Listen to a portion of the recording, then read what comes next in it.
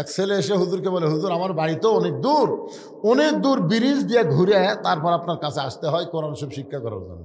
তো হুজুর ওই ব্রিজ দিয়ে ঘুরে আসতে আমার খুবই সময় লাগে, কষ্ট হয়। এমন কিছু দোয়া আছে যে দোয়া পাঠ করলে নদী পার হওয়া যায়? তো পীর সাহেব তো মনে মনে চিন্তা করছে, এই পাগলা, এর দোয়া দিয়ে এখন দিন নদী পার হওয়া যায়? তো বলছে বিসমিল্লাহ করে চোখ বন্ধ করবি, যা। মনে করছে বিসমিল্লাহকে চোখ বন্ধ করে পানির মধ্যে ডুবা গেলে আর নামবি না। তোর এখন কথা ঠিক না? তো পীর সাহেব যে কথা কইছে ওই ছেলেটা বড়টা ইমানের সাথে বিশ্বাস করছে যে বিসমিল্লাহ কয়ে চোখ বন্ধ করে পা দিলি যদি নদী পার হওয়া যায়, তো খামাখা ওই ব্রিজ দিয়ে ঘোরার দরকার আছে? হুজুর কিন্তু ঠাট্টার স্থলে বলেছে, ছাত্র কিন্তু বিশ্বাসে গ্রহণ করছে। এখন যে নদীর পাড়ে যায় বিসমিল্লাহ বলে চোখ বন্ধ করে পা দিছে, চোখ খুলে দেখে ওই পারে চলে গেছে। সুবহানাল্লাহ খান লাগে, পার করার মালিককে পার হয়ে গেছে। এভাবে প্রত্যেকদিন যাওয়া আসা করে। যখন ছেলেটা 5-7 পারা কোরআন হেফজ করছে, তখন ছেলের মা বলতেছে, যেই কামেল বুজুর্গের কারণে তোর ব্রিজ ছাড়া নদী পার হওয়া পারিস, সে হুজুরকে একদিন দাওয়াত করতো। আমি একটু প্রাণ ভরে হুজুরকে খাওয়াতে চাই, এত বড় আল্লাহর ওলি। তো ছাত্র এখন বলছে, হুজুর আজকে দুপুরবেলায় আমার মা আপনাকে দাওয়াত দিছে। তো হুজুরা কিন্তু দাওয়াত পেলে খুব খুশি। জোরে কোন কথা ঠিক কিনা? এর আগেও আপনাদের বলেছি যে ডাক্তারের বইয়ের কোনোদিন সিজার লাগে না, বড় ডাক্তারের বইয়ের কি লাগে না? সিজার লাগে না। মৌলবীর বাড়ির কোনোদিন মিলাদ হয় না, পীরের বউ কোনোদিন মুরিদ হয় না। জোরে কোন কথা ঠিক কিনা? এই তিনটা না খেয়াল করবেন। বড় ডাক্তারের বউ সিজার করে না, কারণ সিজার করলে মায়েরও ক্ষতি, বাচ্চারও ক্ষতি। আর মৌলানাদের বাড়িতে কোনোদিন মিলাদ হয় না, মৌলানা খালি খাওয়ায় না। এখন ঠিক কিনা? আর 3 নম্বর হলো পীরের বউ কোনোদিন মুরিদ হয় না। আপনাকে এলাকার যত পীর আছে খোঁজলা দেখবেন, বউ মুরিদ হয়নি, কারণ বউ জানে আমার পীর সাহেব মাঝে মাঝে মুরিদের বইয়ের দিকে চোখ মারে, এই লুচ্চার হাতে মুরিদ হয়ে কি হবি রে। ঠিক আছে যান, তাছাড়া আবার বসে যাবেন, যা পারবেন না, ক্লান্ত হয়ে গেছেন। তো আলহামদুলিল্লাহ, যে কথা বলতেছি একটু খেয়াল করেন ভাই, যান, বিরক্ত হচ্ছেন? হ্যাঁ, কোন আমল ওরস, আর একটা হলো 33। ধরে কোন ঠিক কিনা? 66 পাসি খালি 33। এই 33টা পালি বিনা হিসাবে আমরা সবাই জান্নাতি। বলেন সুবহানাল্লাহ। তো এখন হুজুরকে বলতেছে, হুজুর আজকে দুপুরবেলা আমার মা আপনাকে দাওয়াত দিছে। পীর সাহেব তো সেই খুশি। ঠিক আছে বাবা, তোমাকে আজকে 8 ঘন্টা আগেই ছুটি দিয়ে আমি তোমার মায়ের বাড়িতে যাব খাবার। এখন ছাত্র হুজুরকে নিয়ে যাচ্ছে নদীর দিকে। হুজুরকে কেড়ে পাগলা, এদিকে নৌকা আছে, তো কয় না, ব্রিজ আছে, কয় না, তুই এদিকে আমি নিয়ে যাস করে পাগলা, যেখানে নৌকা আছে যেখানে ব্রিজ আছে সেখানে চল। বলে না হুজুর, আমি তো নৌকা ব্রিজ ছাড়াই যাই।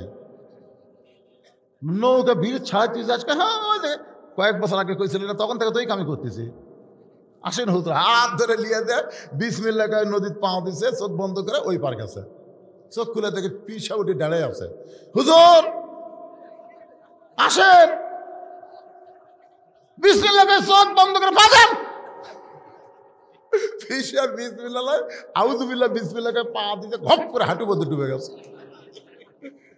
তার মানে কি বুঝতেছেন?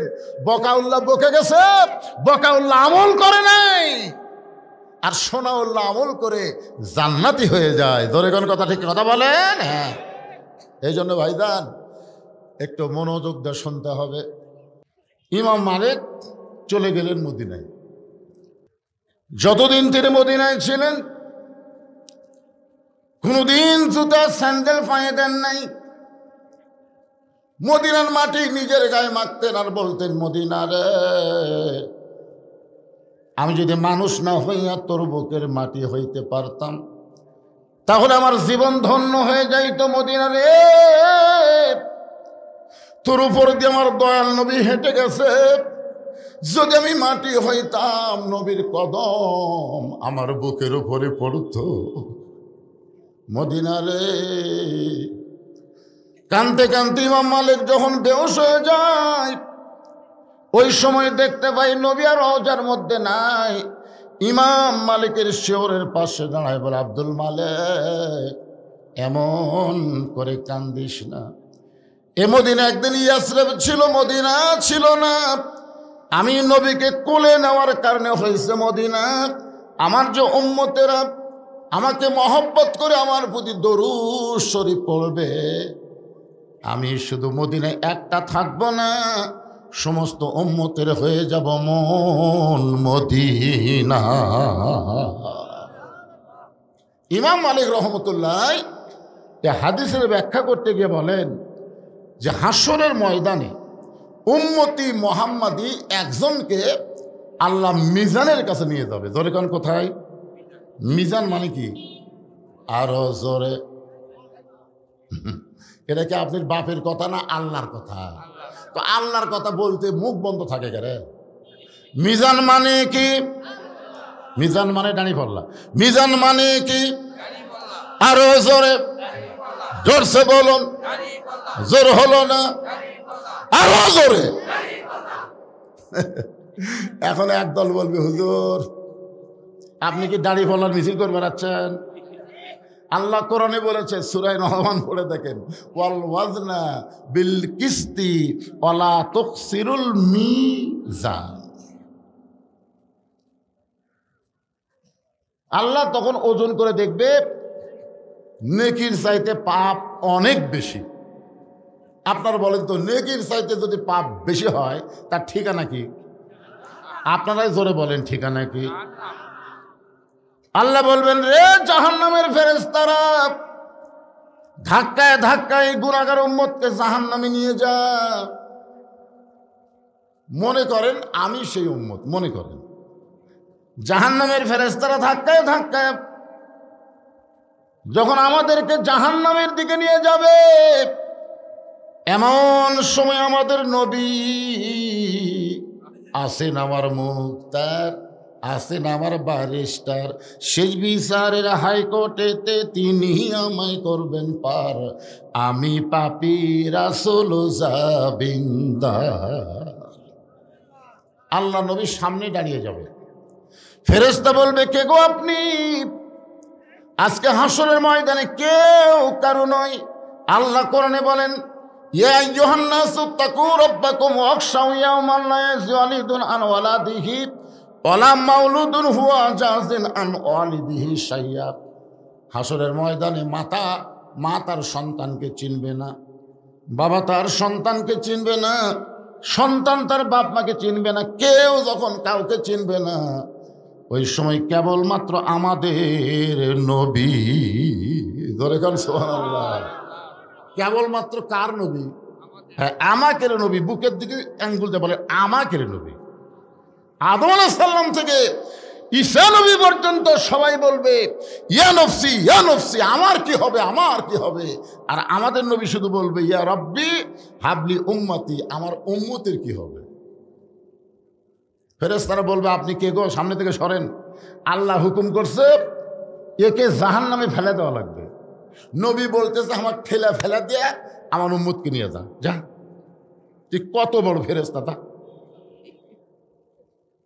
আল্লাহ কয়, জিবরাইল কাম হবে না, কাম হবে না। ওই ফেরেশতাগুলো নবী জানে কিন্তু নবীরে চিনে না। সুবহানাল্লাহ খান না কে? তুমি তো নবীরে চিনো, যাও যাও। ফেরেশতা জিবরাইল নবী চিনার কারণে হাসরের ময়দানে আল্লাহ নবীকে সালাম দিবে না, আসসালামু আলাইকা ইয়া রাসূলুল্লাহ, নবী সালামের উত্তর দিবে না। ফেরেশতা জিবরাইল আবার সালাম দেবেন, আসসালামু আলাইকা ইয়া রাসূলুল্লাহ, নবী সালামের উত্তর দিবে না। ফেরেশতা জিবরাইল আবার নবীকে সালাম দেবেন, আসসালামু আলাইকা ইয়া রাসূলুল্লাহ, নবী সালামের উত্তর দিবে না। কয়বার হলো? জিবরাইল বলে, হুজুর দুনিয়ার জীবনে আপনাকে 24,000 বার সালাম দিছি, সালাম দেওয়া মাত্রই আপনি উত্তর দিচ্ছেন। আজকে হাসরের ময়দান আপনাকে 3 বার সালাম দিলাম, আপনি একটাবার উত্তর দিলেন না। আল্লাহ রাসূল বলে, জিবরাইল সালাম দেওয়ার আগে সালাম দেওয়াটা শিখা লাগবে। ফেরেশতা জিবরাইল বলে, হুজুর আমার সালামের মধ্যে ভুল কোথায়? নবী বলে, তুই গ্রামার জানিস? আরবি গ্রামার আছে না নাই? ওয়াহেদ, তাসনিয়া, জমা। আসসালামু আলাইকুম হলো জমা, আসসালামু আলাইকা মানে ওয়াহেদ, আসসালামু আলাইকুমা তাহলে সানি হলো। আরবিতে 1 বচন, 2 বচন, বহু বচন আছে। 1 বচন হচ্ছে কা, 2 বচন হচ্ছে কুমা, 3 বচন হলো কুম। আমাকে যখন সালাম দিবেন তখন কি বলা লাগবে? আসসালামু আলাইকুম। কারণ আমার দুই কান্দে দুটো ফেরেশতা থাকার কারণে আমাকে বহু বচন করা লাগবে, কিন্তু নবীর কান্দে কোনো ফেরেশতা নাই। এই জন্য নবীকে সালাম দেওয়া লাগবে, আসসালামু আলাইকা। কয় বচন? এক বচন। ফেরেশতা জিবরাইল বলে, ইয়া রাসূলুল্লাহ, সালামের ভুল কোন জায়গায়? আল্লাহর নবী বললেন, জিবরাইল তুমি শুধু আমারে সালাম দাও, কিন্তু আমার গুনাহগার উম্মতকে বাদ দিলা কেন? যাকে ধাক্কায় ধাক্কায় জাহান্নামে নিয়ে যাচ্ছে তাকে বাদ দিলা কেন? ফেরেশতা জিবরাইল বলে, ইয়া রাসূলুল্লাহ, নেকির চাইতে পাপ বেশি হয়ে গেছে, আল্লাহ জাহান্নামের ফতোয়া দিছে। ফতোয়া মানে রায়। জাহান্নামে কি দিছে? এর সালাম দিয়া লাভ কি? আল্লাহ রাসূল বলে, জিবরাইল তোমার আল্লাহ বিচার করে আমার উম্মতকে জাহান্নাম দিবার পারে, সালাম দেওয়ার সময় তুমি আমার উম্মতকে বাদ দিবার পারো, কিন্তু আমি নবী আমার উম্মতকে কোনো সময় বাদ দিবার পারি না। তো জিবরাইল বলে, আপনি কি করবেন? নবী বলতেছে, কে আপিল করব? আপিল নাই কি? কোন আপিল নাই? আল্লাহ ইচ্ছা মতো হাকিম হয়ে আমার গুনাহগার উম্মতের বিচার করবে, আমি উকিল সেখানে থাকতে পারবো না। এই বিচার আল্লাহ করতে পারে, কিন্তু আমি নবী এই বিচার মানি না। আল্লাহ কি হাকিম? ধরে কেন আল্লাহ কি? আমরা কি আসামি, আর নবী কি উকিল। তাহলে হাকিম বিচার করবে, আসামির উকিল থাকবে না। এই বিচার হাকিম করতে পারে, কিন্তু আমি উকিল মানি না। আমি আল্লাহর আদালতে আবার আপিল করলাম। উম্মত নবীর মুখের দিকে তাকায় বলবে, কে গো আপনি? আপনি কে? এই কঠিন বিপদের দিনে জাহান্নামে যাওয়া বন্ধ করে আপনি আমাকে জান্নাতে নিয়ে যাওয়ার চেষ্টা করেন, আপনি কে গো? নবী তখন বলবে, আল্লাহুম্মা সাল্লি আলা সাইয়্যিদিনা। তুই কি বলছিস? যে আমার প্রতি শুধু দরুদ শরীফ না, আমাদের নবী হলো আমাদের নেতা। ধরে কেন সুবহানাল্লাহ। এখন কোন নেতার পেছনে ঘোরেন? কোন নেতা? আমার নেতার চরিত্র ফুলের মতন পবিত্র, নামাজ পড়ে না এক ওয়াক্ত। ধরে কোন কথা ঠিক কিনা? এই নেতার পিছনে ঘোরার কারণে তো নেত্রী পলে গেছে, আর কর্মীগুলো খালি কাউ কাউ কাউ কাউ করতেছে। এরা নেতা না, এরা হলো হারকিন মোসা লেতা। লেতা বুঝেন না? সঙ্গে সঙ্গে আল্লাহ বলবেন, হাবিব আপনার উম্মতের ব্যাপারে আমি আল্লাহ তাআলা আপিল গ্রহণ করলাম।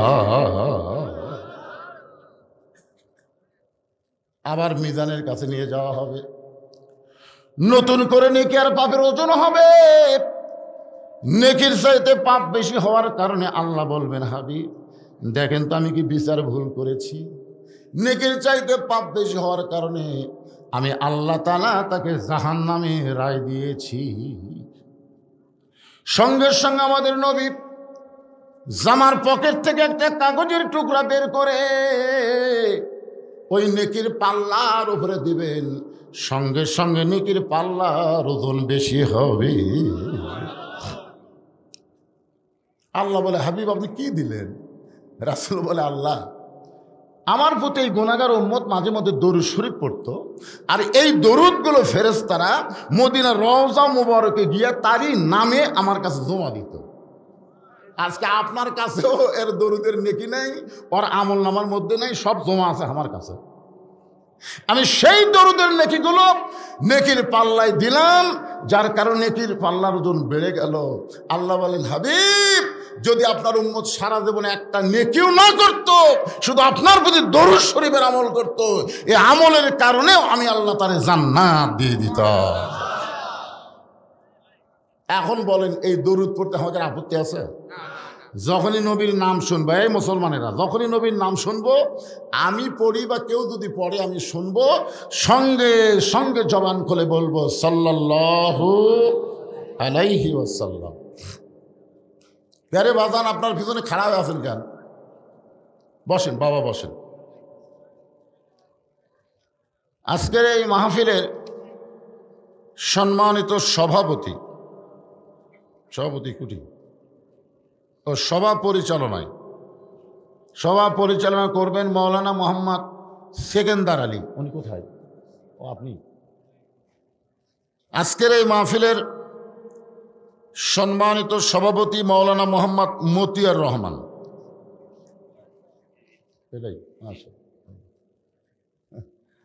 আজকের এই মাহফিলের সম্মানিত সভাপতি এবং সম্মানিত সভা পরিচালনাকারী দুইজন আল্লাহর বান্দাদেরকে অন্তরের অন্তঃস্থল থেকে আমি শুভেচ্ছা জ্ঞাপন করছি। আজকের এই মাহফিলে কোনো অতিথি নাই, এই সময় অতিথি নাই, আলহামদুলিল্লাহ। ভাই, আজকের এই মাহফিলে সম্মানিত ওলামায়ে কেরাম, আপনাদের মাঝে মাঝে যে সমস্ত আলেম ওলামা বসে আছেন, মঞ্চে আছেন, মাগরিবের নামাজের পর থেকে এতক্ষণ পর্যন্ত কোরআন হাদিসের আলোকে যারা আলোচনা করে আপনাদের শোনালেন, আলেম ওলামা সহ আজকের মাহফিলের বক্তাগণকে অন্তরের অন্তঃস্থল থেকে আমি শুভেচ্ছা জ্ঞাপন করছি। এই মুহূর্তে আমার সামনে যারা বসে আছেন এবং যারা অজাতা দাঁড়িয়ে আছেন, আমি তো বলবো পিছনে দাঁড়িয়ে থাকা এটা জাতা না অজাতা? হ্যাঁ, বসেন বসেন বসেন বসেন বাজান, বসেন। আজকে আসরের নামাজ নাই, যে ঘড়ি দেখবো কিছুক্ষণ পর আসর হবে, ওয়াজ বন্ধ করতে লাগবে। আজকে আসর আছে, ফজর আছে রে পাগলারা, ফজর খাড়ায় একটু ডাইবিয়া বসেন তো। হতে পারে আজকের ওয়াজ আমার জীবনের শেষ ওয়াজ, হতে পারে আপনাদের জীবনের শেষ শোনা। ধরে কোন কথা ঠিক কিনা? একটু বসেন, একটু আল্লাহর রাস্তায় বসেন। সম্মানিত মা বোনেরা, পর্দার অন্তরালে বসে বসে যারা আলোচনা শুনতেছেন, তাদেরকে শ্রদ্ধা জ্ঞাপন করে এই মুহূর্তে আমি জানতে চাচ্ছি আপনারা সকলে কেমন আছেন? আলহামদুলিল্লাহ রব্বিল আলামিন। যে আল্লাহ শারীরিক সুস্থতা দান করে মানসিক প্রশান্তি লাভের জন্য আজকের এই জান্নাতের বাগানে কবুল করলেন, আমরা সে আল্লাহর উপরে খুশি না বেজার? তাহলে জবান করে সমস্বরে সকলে বলবো, রব্বানা লাকাল হামদ হামদান কাসীরান তাইয়িবান মুবারাকান ফীহি। আমরা প্রশংসা করলাম কার? আল্লাহর। যে আল্লাহ জন্মগতভাবে আমাদেরকে মুসলমানের ঘরে কবুল করেছেন। আমাদের সর্বসাকুল্যে 3টা অধ্যায় আছে। ধরে কোন কয়টায়? একটা আমরা শেষ করে আছি, সেটা হলো রুহের জগৎ, আমাকে শেষ হয়ে গেছে। দুনিয়ার জগতে বর্তমানে আমরা আছি, সামনে আমাদের আর একটা জগৎ আছে, তার নাম হলো পরকালের জগৎ, আখেরাতের জগৎ। জোরে কোন কথা ঠিক কিনা? আপনারা বলুন তো, 3টা জগতের মধ্যে আমরা কিন্তু পাস করছি। কি করছি? কারণ 3-এর মধ্যে 2 আল্লাহ আমাদের পক্ষে। রুহের জগতে আল্লাহ যদি আমাদের পক্ষে না থাকতো, তাহলে দুনিয়াতে মুসলমানের ঘরে আমাদের কবুল করতো না। ঠিক কিনা বলেন? তাহলে দুনিয়াতে মুসলমানের ঘরে যখন আমাদের কবুল করেছে, বিশ্বাস করতে হবে রুহের জগতেও আল্লাহ আমাদের পক্ষে ছিল, দুনিয়ার জগতেও আল্লাহ আমাদের পক্ষে আছে। তাহলে 3 জগতে 2 জগৎ যদি আল্লাহ আমরা পাই, আর একটা জগতে আমরা পাবো না কে ভাই? আপনাদের কি মনে হয়? যদি নাও পাই তাও তো পাস। প্রত্যেক জগৎ 33 করে ধরেন, 33 আর পরকালে 33, তাহলে কত হলো? আমরা 66 পাইছি। আমাকে ফেল করে দেওয়ার মতন কেউ নেই। সুবহানাল্লাহ। পরের 33 যদি পাই, তাহলে আমরা গোল্ডেন এ প্লাস হবে। জোরে কোন কথা ঠিক কিনা? আর গোল্ডেন এ প্লাস যাদেরকে আল্লাহ দিবে, তারা বিনা হিসাবে জান্নাতুল ফেরদৌসের মধ্যে প্রবেশ করতে পারবে। আমাদের মধ্যে এমন কোন আল্লাহর বান্দা আছে এরকম কি বলতে পারেন, হুজুর না হলে 2-4 বছর দোজক খাটাতে ব্যস্ত পাবো? আমাকে 2-1 কয়, হুজুর শোনেন, না হয় আল্লাহ 10 বছর আমাকে জাহান্নাম দিবি, তারপরে কি ব্যস্ত পাবো না? আমি বললাম, পাগলা, 10 বছর তো অনেক সময় রে। হাকিমের সামনে একজন দাঁড়ায় বলতেছে, স্যার আমাকে যদি আপনি যাবজ্জীবন দেন, তাহলে আমার বউ হলে কি করে খাবে? স্যার আমাকে যাবজ্জীবন দেন না। তখন হাকিম বলতেছে, যাবজ্জীবন দেব না, একটা আগুনের চুলা জ্বালাই, বলতেছে এর মধ্যে খালি 1 ঘন্টা হাত দিয়ে থাকবি, খালি 1 ঘন্টা হাত দিয়ে থাকবো, তোর যাবজ্জীবন মাপ। ওই খালি আগুনের দিকে তাকায় আর কয়, কি রে? না স্যার। আচ্ছা ঠিক আছে, 1 ঘন্টা লাগবে না, মাত্র 10 মিনিট, খালি 10টা মিনিট আগুনের মধ্যে হাত দিয়ে থাকলে আমি তোর 20 বছর জেল মাফ করে দেবো, যাবজ্জীবন মাফ করে দেবো, যা 10 মিনিট। রে কি খবর? না স্যার, 10 মিনিট লাগবে না রে, মাত্র 5 মিনিট, 5 মিনিট খেলে হাত দিয়ে থাকলে তোর যাবজ্জীবন জেল মাফ। তখন বলতেছে স্যার আগুন উঠকে হাত দেওয়া, এ পাগলা, দুনিয়ার আগুন 70 বার ধোয়ার পরে সে আগুন, আর জাহান্নামের আগুন এর থেকে 70 গুণ পাওয়ার বেশি, তাহলে সে আগুন তো আপনি 10 বছর কে কি কয়েক ঘন্টা থাকবেন?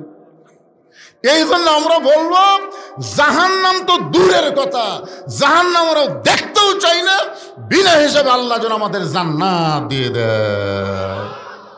তাহলে 66% আর খালি 33, কি কন 33-এর ওয়াজ করবো এখন? ও মরার পরে ওয়াজ শুনতে ভালো লাগে। আসেন, ইয়া আইয়ুহাল্লাযীনা আমানুত্তাকুল্লাহা হাক্কা তুকাতিহি ওয়া লা তামুতুন্না ইল্লা ওয়া আনতুম মুসলিমুন।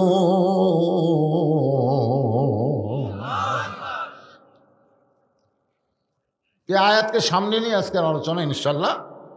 এর ভিতরে সব ওয়াজে আছে, কিন্তু আমি আপনাদের একটু পবিত্র ওরস, কি কন, এই ওরসটা আপনাকে একটু বুঝাবার চাই। বোঝার মতন মাথা আছে কিনা আল্লাহ ভালো জানে, কারণ মাথা লাগবে, ধরে এখন কি লাগবে, মাথা। একজন আল্লাহর বান্দা, নাম হলো তার জাম্বিদ রহমতুল্লাহ আলাই, এ ওরস বুঝাচ্ছে, একটু মনোযোগ দিয়ে শোনেন। এখন লেখা যাবি কি যাবি না সেটা পরে চিন্তা করবেন। আল্লাহর জাম্বিদ রহমতুল্লাহ আলাই, ওনার বাড়ি হলো বাগদাদ শরীফ। জরিকান কোথায়? হ্যাঁ, খুব খেয়াল করবেন, বাগদাদ। বড় পীর আব্দুল কাদের জিলানির বাড়িও কিন্তু বাগদাদ। বাগদাদ একটা বিশাল নাম করা এলাকা, ইরাকের ভিতরে বাগদাদ। হযরত আলী রাদিয়াল্লাহু শুয়ে আছে ওই বাগদাদের মধ্যে। জরিকান সুবহানাল্লাহ।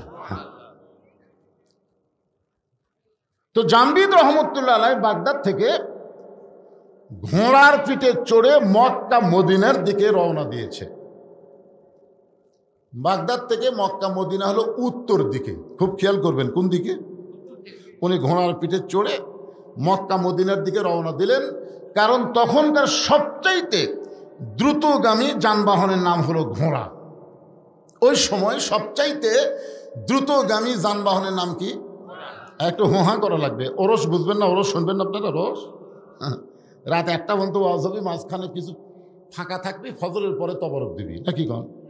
আপনারা যারা ওয়াজ শুনবেন বাড়িতে ঘুম পাড়বেন, আর যে সালারা ওয়াজ শুনবি ওরা এসে তবরক খাবি। এই তো ওরস নাকি?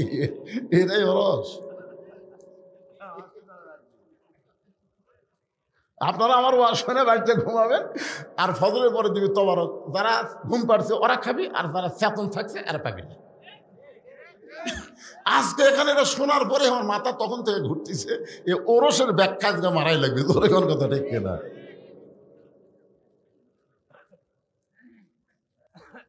ঘোড়ার পিঠে চড়ে মক্কা মদিনার দিকে রওনা দিলেন। মক্কা মদিনা হলো উত্তর দিকে। কিছুদূর ঘোড়া ঠিকই চললো, কিন্তু মক্কা মদিনা মনে হয় আর বেশি দূরে নয়, আর বেশি দূরে নয়।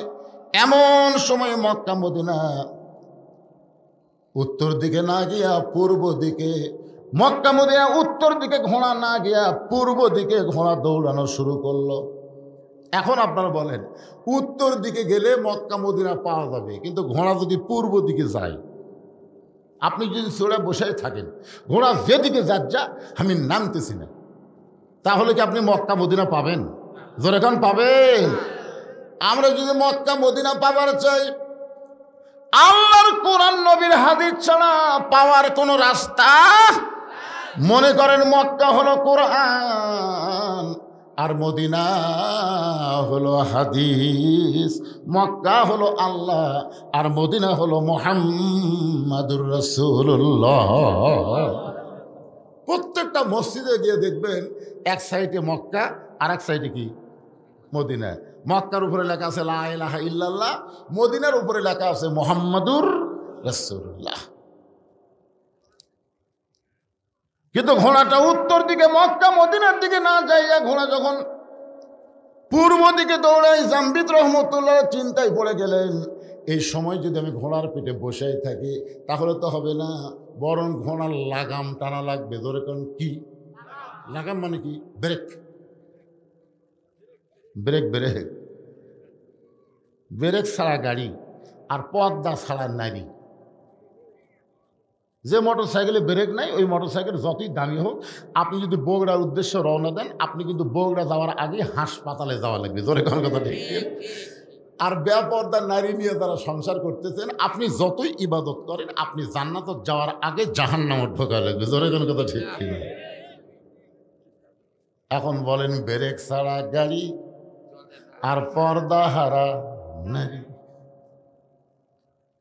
আমার মায়েদেরকে আরো সুন্দর করে ওয়াজ শোনাবো, এটা একটু দিলাম তো ওনা করে, আমি ভুলিনি। চাপে চাপে বসেন মা, চাপে চাপে বসেন, অসুবিধা নেই। অকরনা ফি বুয়ুতিকুন্না ওয়ালা তাবাররুজনা তাবাররুজাল জাহিলিয়াতিল উলা। জোরে বলেন আল্লাহু আকবার। জামবিদ রহমতুল্লাহ আলাইহি ঘোড়ার লাগাম টেনে বলে, ঘোড়া রে, আমি মক্কা মদিনা উদ্দেশ্য করে রওনা দিয়েছি। মক্কা মদিনা উত্তর দিকে, তুমি মক্কা মদিনার দিকে না যাইয়া তুমি পূর্ব দিকে কেন যাও? এ ঘোড়া, আমি তোর কাছে ওয়াজ করতেছি, আর পূর্ব দিকে যাবি না, তুই উত্তর দিকে রওনা দে। এত সুন্দর ওয়াজ করার পরে জামবিদ যখন লাগাম ঢিল দেয়, সঙ্গে সঙ্গে ঘোড়া পূর্ব দিকে দৌড়ায়। লাগাম ঢিল দেওয়ার সঙ্গে সঙ্গে ঘোড়া পূর্ব দিকে দৌড়াই। জামবিদ রহমতুল্লাহ চমকে উঠলেন, এত সুন্দর করে ঘোড়ারে ওয়াজ শোনালাম, তারপরে ঘোড়া আমল করে না। ধরে কন কি করে না? এ কথা কন না কেন, কি করে না? তাহলে কি বোঝা গেল? যে এত সুন্দর করে ওয়াজ শোনানোর পরেও আল্লাহর বান্দারা ফজরের নামাজ পড়ে না। পড়েন? আপনারা সবাই পড়েন? এখানে অনেক আল্লাহর বান্দা বসে আছেন যারা হয়তো মাগরিব এশার নামাজে পড়েনি। এরকম আছে না নাই? আবার নিয়ত করছে ফজরও পড়বি না। বক্তা ওয়াজ করছে যে টুপির উপরে পাগড়ি পরে কেউ যদি নামাজ পড়ে, আল্লাহ তাকে খুশি হয়ে 70 গুণ সওয়াব দেয়। সেদিন থেকে পাগড়ি পরে নামাজ পড়ে। কিন্তু একদিন মসজিদে যায় থেকে পাগড়ি আনে নাই। এখন চিন্তা করে এত দূর বাড়ি, আবার পাগড়ি আনবো। বিবেক বলতেছে পাগড়ি মাথাতে পড়লে 70 আর জামাতে পড়লে 27। জামাতে নামাজ পড়লে 27 গুণ, পাগড়ি পড়লে 70 গুণ। কোনটা ধরবি, কোনটা ছাড়বি, কোনটা ধরবি, কোনটা ছাড়বি? মন বলতেছে 70ই ধর। ইচ্ছা করে নামাজের জামাত বাদ দিচ্ছে, ইচ্ছা করে। সবাই যখন জামাতে নামাজ পড়ে বাড়িতে গেছে, ও তখন মসজিদের মধ্যে ঢুকে এক টানে লুঙ্গি খুলেছে। এক টানে লুঙ্গি খুলে ওটা আড়াই ভালতে মাথা 3 পেঁয়াজ দিয়ে রুকুর থেকে সেজদাত গেছে। ইতিমধ্যে এক মুসল্লি মসজিদের মধ্যে ঢুকাই কয়, সর্বনাশ, জীবনে বহু নামাজে দেখলাম, এরকম ন্যাংটা তো দেখি নাই। ন্যাংটা বাবার দরবারেতে কেউ ফিরে না খালি হাতে। এই শালা তাহিরি এই ন্যাংটা বাবাকেও গজল গজল করে কোন কথা দেখে পাশাই মারছে থাবা। ওই লাভ দুটো বললে আমার মারলে কেন ভাই? বলে মারার কারণ লুঙ্গি। তোমার চোখ নাই লুঙ্গি আমার মাথায়? এই পাগল, পরের লুঙ্গি মাথায় কেন? বলে সওয়াবের আশায়। পাগড়ি পরে মাথার নামাজ পড়লে 70 গুণ সওয়াব হয়। লোকটা বলে পাগল, পাগড়ি পরা হলো সুন্নাত আর লুঙ্গি পরা হলো ফরজ। পাগড়ি পরা কি আর লুঙ্গি পরা কি? ওয়াজ শোনা হলো মুস্তাহাব আর এশার নামাজ পড়া হলো ফরজ। এশার নামাজ বাদ দিয়া যারা ওয়াজ শুনতেছে, তারা লুঙ্গি খুলিয়া মাথায় পাগড়ি পরিছে। আমার সঙ্গে সকলে একটু বলা লাগবে, বলতে পারবে না ভাইজান? যারা বলবে না মনে করেন তারা এশা পড়ে নাই, না পড়া ওয়াজ শুনতেছে। আর যারা বলবেন আল্লাহ তাআলা তাদের এশা কবুল করুক, জোরে কোন আমিন। তাহলে সবাই আমার সঙ্গে বলেন, এশার নামাজ বাদ দিয়া যারা ওয়াজ শুনতেছে, তারা লুঙ্গি খুলিয়া মাথায় পাগড়ি পরেছে। আবার ওয়াজ শুনতে শুনতে যারা ফজর বাদ দিবে, ওয়াজ শুনতে শুনতে যারা ফজর বাদ দিবে, লুঙ্গি খুলিয়া মাথায় পাগড়ি পরিবে। যে মাত্র লাগাম ঢিল দেয়, ঘোড়া আবার পূর্ব দিকে দৌড়ায়। জাম্বি চিন্তা করে ওয়াজ করা যখন কাম হলো না, ওয়াজের পরে আওয়াজ আসে না নাই, তিনি ঘোড়ার পিঠ থেকে নামলেন।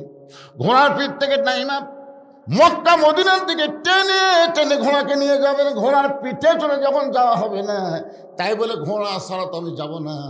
এবার নিচে নামার পরে ঘোড়াকে টানা যখন শুরু করলেন, সঙ্গে সঙ্গে ঘোড়া শুয়ে পড়ছে। দাঁড়ানো ঘোড়াকে 2 ধাপ সামনে টাইনা নিয়ে যায়। যে ঘোড়া শুয়ে পড়ে তার টাইনা কোনো লাভ, জোরে বলেন। মনোযোগ দিয়ে যারা শুনবেন তাদেরকে কিছু শোনানো যাবে, কিন্তু কোরআনের মাহফিলে সে মনটা যদি বক্তার কথার দিকে না থাকে। এই জন্য ছোটবেলা একটা গান শুনেছিলাম, 80 তোলায় শের যদি হয় 40 সারে মন, মনে মনে মিল না হলে মিলবে না ওজন। বক্তার কথা আর শ্রোতার মন, এই দুইটা যদি এক না হয় তাহলে ওয়াজ বুঝতে কিন্তু কষ্ট হবে। জোরে কোন কথা ঠিক না? আল্লাহর জামবিদ রহমতুল্লাহ চিন্তায় পড়ে গেলেন, এই ঘোড়ার পিঠে চড়ে মক্কা মদিনায় যাবার চাইলাম, ঘোড়া আমাকে মক্কা মদিনায় নিয়ে যাবে না। ঘোড়ায় টাইনা টাইনা মক্কা মদিনায় নিয়ে যাবার চাইলাম, ঘোড়া আমার সঙ্গে যখন যাবে না তাহলে খামাখা। ইন্নামা আমওয়ালুকুম আওলাদুকুম ফিতনা। আল্লাহ বলেছেন সম্পদ আর সন্তান হলো তোমাদের বিপদের কারণ। যত সম্পদ দুনিয়াতে আল্লাহ দিয়েছে তার মধ্যে একটা সম্পদের নাম হলো ঘোড়া। দরকার নাম কি? ঘোড়া। আল্লাহ বলতেছেন সম্পদ আর সন্তান তোমাদের সবচাইতে বড় বিপদের কারণ। এই সম্পদের কারণে অনেক মানুষ জাহান্নামে যাবে, আবার সন্তানের কারণে অনেক বাবা মা জাহান্নামী হবে। জোরে কোন কথা ঠিক না? আজকে আপনি কেমন ভাব, আপনি কেমন বেটা জন্ম দিলেন যে আপনার বেটা কোরআনের মাহফিল বাদ দিয়ে মেলা ঘুরতেছে?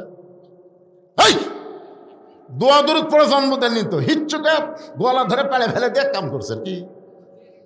শালা মানুষ হবে? কোরআনের মাহফিল বাদ দিয়ে মেলার মধ্যে ঘুরবি? কথা কর না কেন ভাই, কথা কর না কেন? মুসলমানের বাচ্চা হয়ে তুমি আল্লাহর কোরআনের মাহফিল বাদ দিয়ে মেলার মধ্যে ঘোরো, তোমার লজ্জা করে না? ওই ব্যক্তি হলো সবচাইতে বড় দুর্নীতিবাজ। ওই ব্যক্তির কোনো নীতিই নাই যে আল্লাহর কোরআনের মাহফিল বাদ দেয় মেলার মধ্যে ঘোরে। জোরে কোন কথা ঠিক কিনা? আর এত রাত্রে, রাত 11:30 পার হয়ে গেছে, এত রাত্রে রাস্তা ঘোরা ভালো মানুষের বাচ্চারা ঘরে না, চোর ডাকাতেরাই ঘরে। জোরে কোন কথা কন না কেন? এত রাত্রে রাস্তা কারা ঘরে? অন্যদিন ঘুরলে তাও না একটা কথা আছে, আজকে কোরআনের মাহফিলের দিন, আরে জান্নাতের বাগান লাগছে এখানে, আর ওরা জাহান্নামের মধ্যে ঘুরতেছে। একটু মনোযোগ দিয়ে শুনবেন। জামবিদ রহমতুল্লাহ ঘোড়ার মহব্বত কলিজা থেকে বের করে দিয়ে মক্কা মদিনার দিকে হেঁটে হেঁটে রওনা দিয়েছে।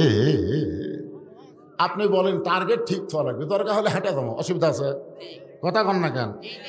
লং মার্চ, ঢাকা মার্চ ডাক দিল না 5 তারিখে, 6 তারিখে কিন্তু ডাকছিল, চিন্তা করলো না 6 তারিখে তো ডাকছি, এদিকে হাসিনা সাইজ ধরে দরকার নাই, একদিন আগে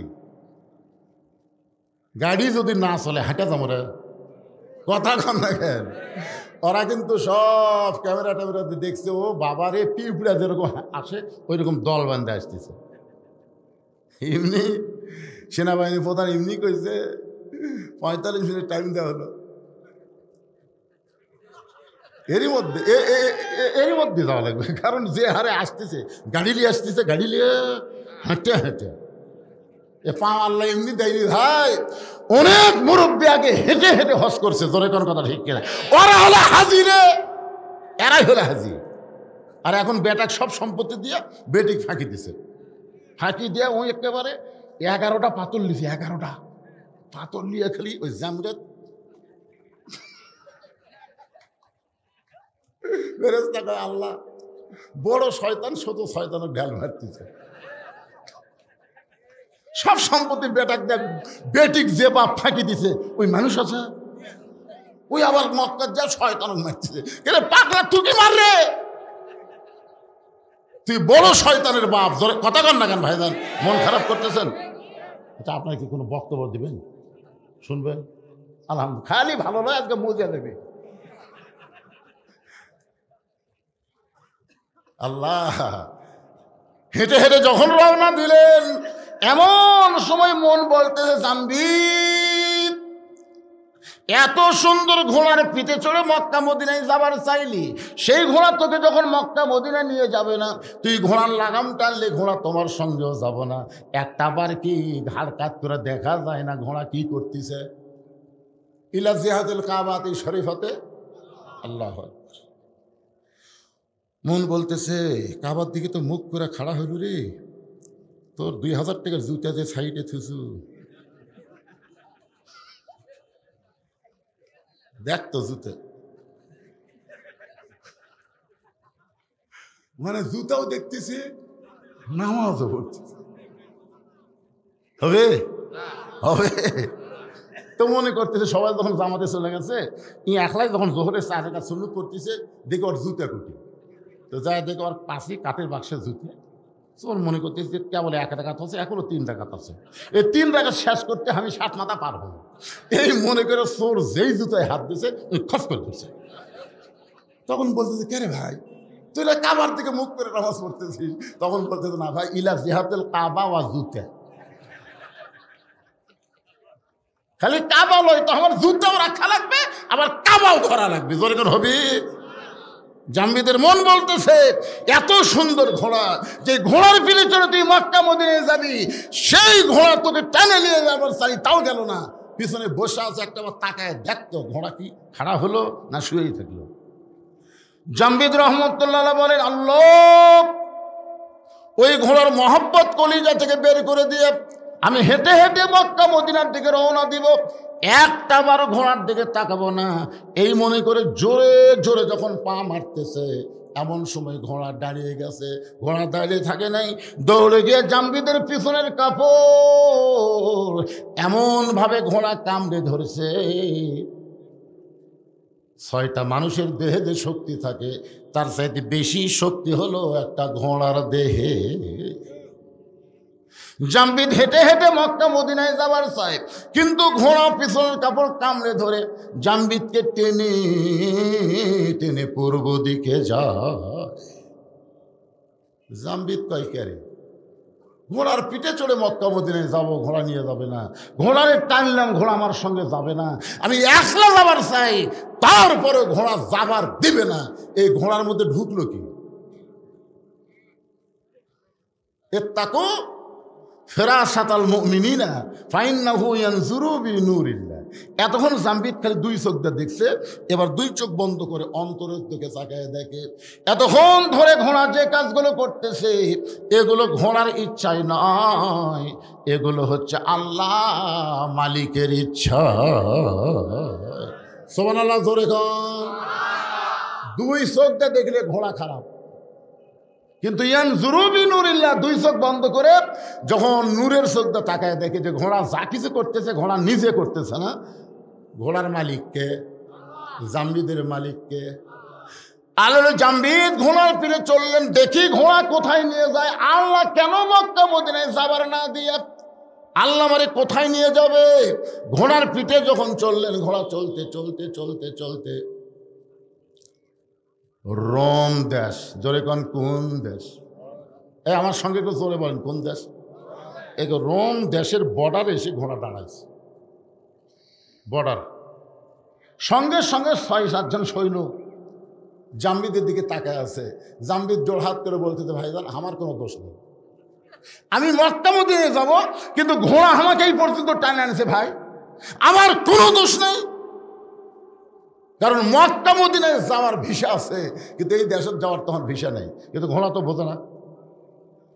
সঙ্গে সঙ্গে সৈন্যগুলো বলতেছে, হুজুর ঘোড়ার রং তো ঠিকই আছে, আপনার নাম যদি জাম্বিদ হয় আর আপনার বাড়ি যদি বাগদাদের খোরাসান হয়, এই দেশের নাম হলো রোম দেশ। জোরে বলেন সুবহানাল্লাহ। সৈন্যগুলো কি বলতেছে? ঘোড়ার রং তো ঠিকই আছে, যে রঙের কথা বলেছে আপনি সেই রঙের ঘোড়ার পিঠে চড়ে আসতেছেন।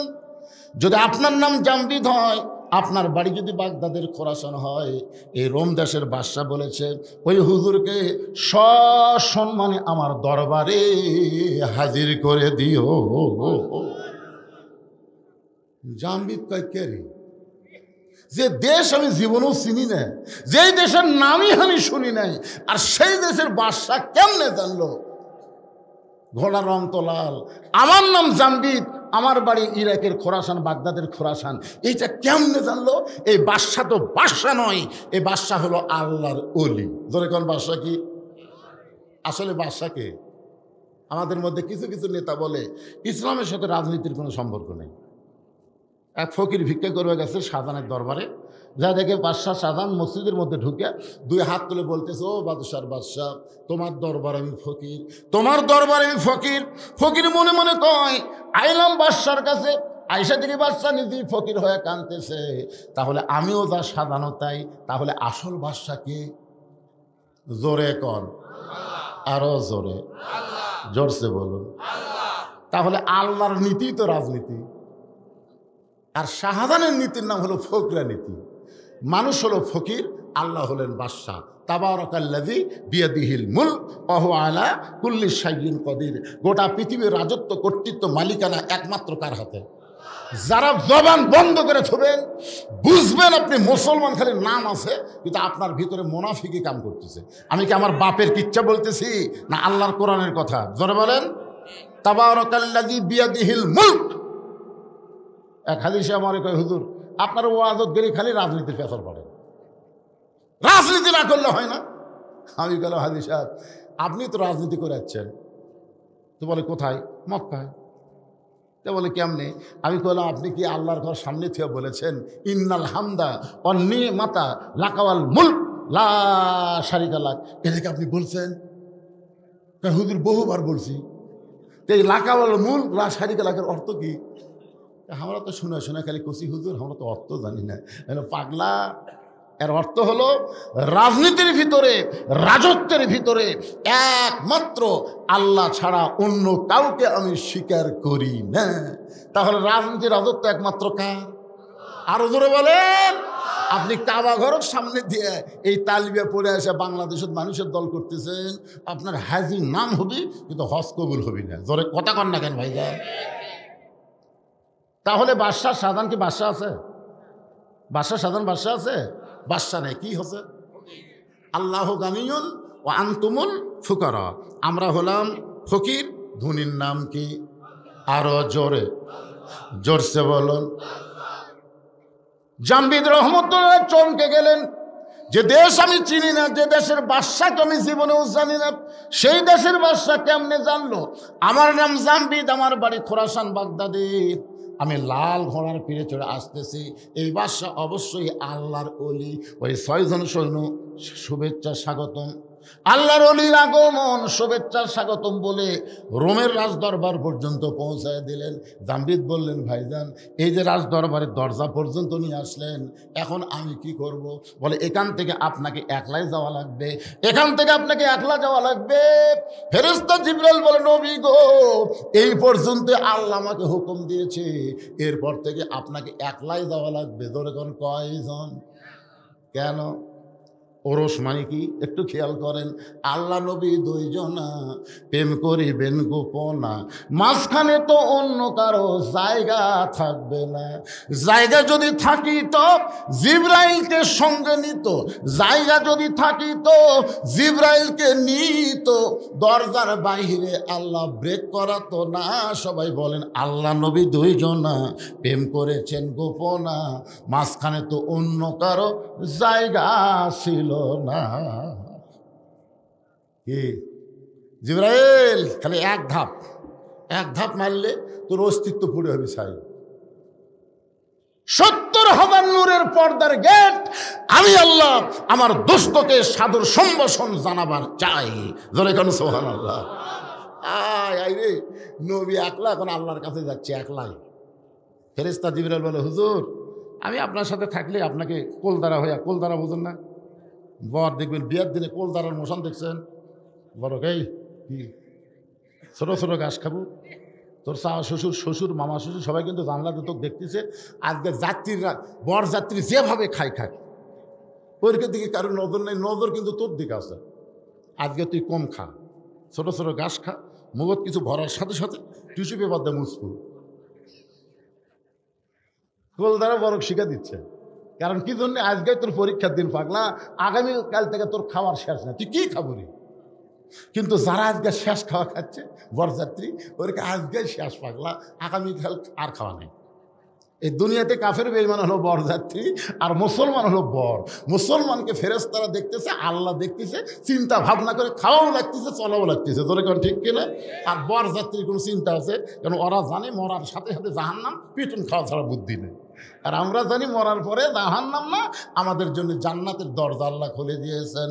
সালামুন আলাইকুম তিবতুম ফাদখুলুহা খালিদিন। এখান থেকে আপনি একলা একলা যান। আল্লাহর জামবিদ রহমতুল্লাহ আলাইহি রোমের বাদশার রাজ দরবারে একা একা রওনা দিলেন। কিছু দূর যাওয়ার পরে রোমের বাদশা দাঁড়িয়ে জামবিদ রহমতুল্লাহ আলাইহিকে সাদর সম্ভাষণ জানায় বলতেছে, ওগো আল্লাহর ওলি,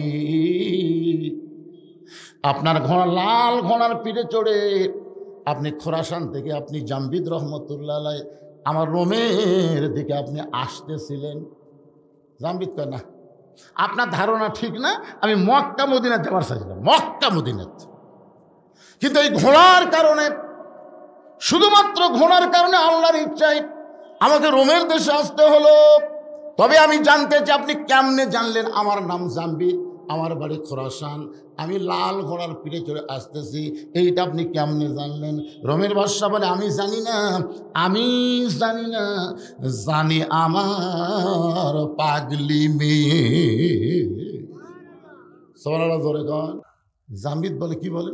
বলে, আমি জানি না, তো জানি আমার পাগলি মেয়ে। আল্লাহ তাআলা আমাকে একটাই মাত্র মেয়ে দিয়েছে, সেই মেয়েটা আজকে প্রায় 13-14 বছর হলে পাগলি অবস্থায় আছে।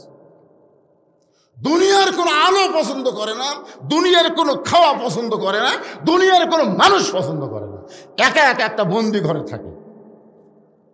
আমি দুনিয়ার বহু ডাক্তার কবিরাজ দেখাইছি, একটা ডাক্তার কবিরাজ আমার মেয়ের রোগ ধরতে পারেনি। ওই একটা মেয়ে ছাড়া আমার দুনিয়াতে কেউ নেই। আমি মাঝে মধ্যে আমার মেয়েকে দেখতে যাই। আমি গতকাল গেছিলাম দেখতে, যাই দিকে ঘরের দরজাটা বন্ধ, একটা জানালার পাল্লা খোলা, ওই জানালার পাল্লা দিয়ে আমি ভিতর দিকে তাকাবার চাই, কিন্তু অন্ধকারে আমার মেয়েটাকে আমি দেখতে পাই না। আমি যখন বারবার তাকায় আছি, এমন সময় মেয়েটা বলতেছে, বাবা, আপনি দুনিয়ার বহু ডাক্তার দেখাইলেন বাবা, কিন্তু কোনো ডাক্তার তো আমার রোগ ধরতে পারে নাই। আমি কোন রোগের রোগী যদি জানতে চান, তাহলে খোরাসান থেকে একজন আল্লাহর ওলি, নাম তার জামবিদ, লাল ঘোড়ার পিঠে চড়ে রোমের দিকে আসতেছে, তাকে যদি আপনি আমার কাছে আনতে পারেন বাবা, তাহলে সেই বলতে পারবে আমার ভিতরে কি রোগ রয়েছে। আমি আমার মেয়েটার কথা প্রথমে বিশ্বাস করলাম না, কারণ মেয়েটা আমার পাগলি হয়ে গেছে, রোগী অবস্থায় আছে, মেয়েটার কথা বিশ্বাস করলাম না। তারপরে মনে মনে চিন্তা করলাম, কয়েকটা সৈনিক আমি পাঠাইয়া দিয়ে দেখি তো, যদি এইরকম কোনো মানুষ আসে তাহলে ধরে যেন আমার দরবারে নিয়ে আসে।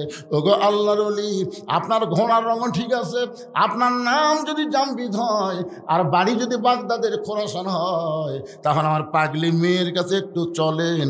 কোন রোগে আমার মেয়েটা রোগে ভুগতেছে, কোন অসুখ আমার মেয়েটার মধ্যে ধরে বসেছে, মেহেরবানি করে আপনি একটু বলে দিবে। জামবিদ চোখ বন্ধ করেছে। সর্বনাশ, একটা মেয়ে, আপনার কি মনে করতেছেন? মেয়ে পৃথিবীর মধ্যে সর্বপ্রথম এই মেয়েই কিন্তু ঈমান গ্রহণ করছে আল্লাহর নবীর হাতে। জোরে কোন ঠিক কিনা? সে মেয়েটার নাম কি? খাদিজাতুল কুবরা। দেখছেন, পৃথিবীতে সর্বপ্রথম একজন নারীকে জান্নাতি নারীদের নেত্রী বানানো হবে। জোরে কোন ঠিক কিনা? এমন করে গল্প শুনছেন যে একটা মরদ মানুষকে জান্নাতের রাজা বানানো হবে, শুনছেন? কথা কন না কেন? কি আবার বাংলাদেশে একাধারে খালি নারী, এরশাদ চাচার পর থেকে আর কোনো মরদ নাই। কোন দিকে যাবেন? রাস্তা দিয়ে গেলে বাড়িতে মরদ মানুষ আছে কিনা বোঝা যায় না, খালি মেয়ে মানুষের কণ্ঠ শোনা যায়। কে রে, মেয়ে মানুষের এত পাওয়ার কে দিল রে? সুবহানাল্লাহ বলে। জামবিদ চমকে গেল। এতক্ষণ মনে করছিলাম যে রোমের বাদশা, আল্লাহর ওলি, এখন এসে শুনতেছি ওর মেয়ে। তাও এত বছর হলে পাগলি অবস্থায় আছে। জামবিদ রহমান ধীরে ধীরে ওই পাগলি মেয়েটার দরজায় গিয়ে বললেন, মা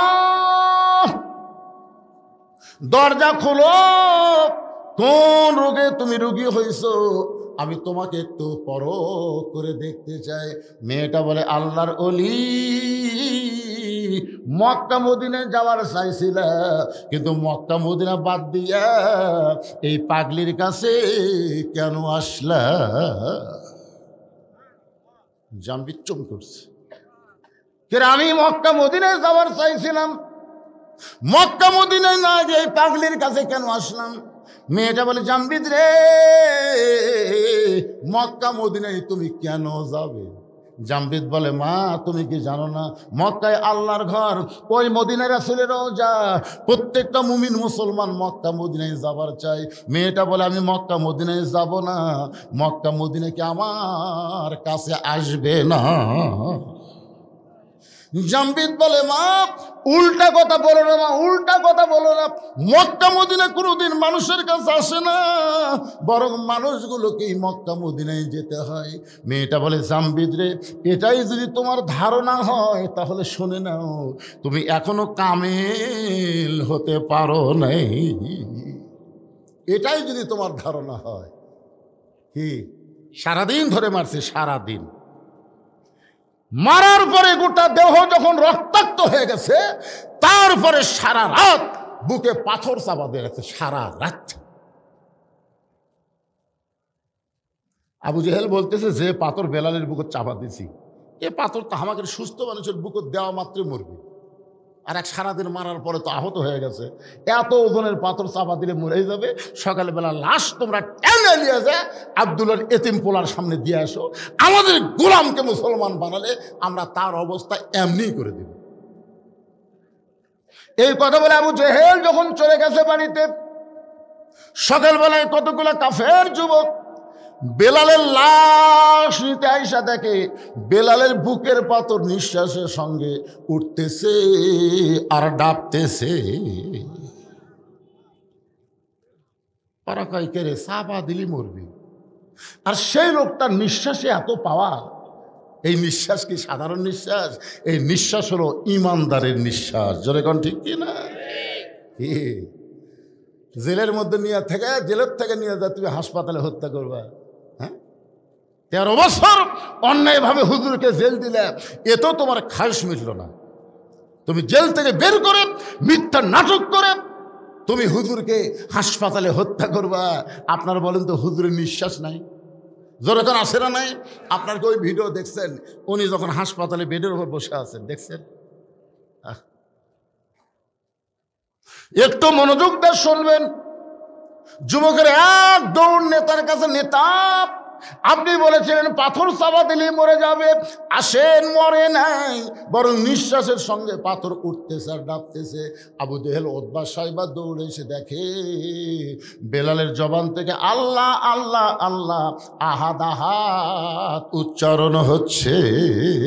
কুলহু আল্লাহু আহাদ, পড়েন, কুলহু আল্লাহু আহাদ আল্লাহুস সামাদ লাম ইয়ালিদ ওয়া লাম ইউলাদ ওয়ালাম ইয়াকুল লাহু কুফুয়ান আহাদ। আবু জেহেল বলতেছে, জিহ্বা টেনে বের করো। যে জিহ্বাতে আল্লাহ আল্লাহ উচ্চারণ করতেছে, ওই জিহ্বা পেরেক মেরে দিতে হবে। বেলালের মুখের মধ্যে হাতটা দিয়ে জিহ্বা টেনে বের করে ওই জিহ্বার মধ্যে 6টা বাউল কাটা ঢুকাই দিলেন। বাউল কাটা হলো খেজুর কাটার চাইতেও মোটা, এরকম 6টা কাটা এই পার্দে ঢুকায় ওই পার্দে বের করে দিলেন। এরপরেও হযরত বেলালের জিহ্বা দিয়ে রক্ত বের হয়, রক্তের মধ্যে ফুটি বলতেছে আল্লাহ আল্লাহ আল্লাহ আল্লাহ আল্লাহ আল্লাহ। এরপরেও আল্লাহর জিকির যখন বন্ধ হয় না, কে যেন বলল আবু বকর, গভীর রাত্রে যেই বেলাল নবীর কাছে ঈমান গ্রহণ করছে, সেই বেলালকে মারতে মারতে মারতে মারতে বেলালের জিহ্বা টেনে বের করে জিহ্বার মধ্যে পেরেক মারছে। আবু বকর রে, বেলাল তোমার ভাই, কুল্লু মুসলিমুন ইখওয়া, প্রত্যেকটা মুসলমান ভাই ভাই। আবু বকর রে, বেলালকে কি মুক্ত করবা না? আবু বকর এক দৌড়ে গিয়া কাফের বেঈমানদের সামনে বলেন, এ মক্কার কাফেররা, তোদের মধ্যে মানবতা নাই, তোদের মধ্যে মনুষ্যত্ব নাই।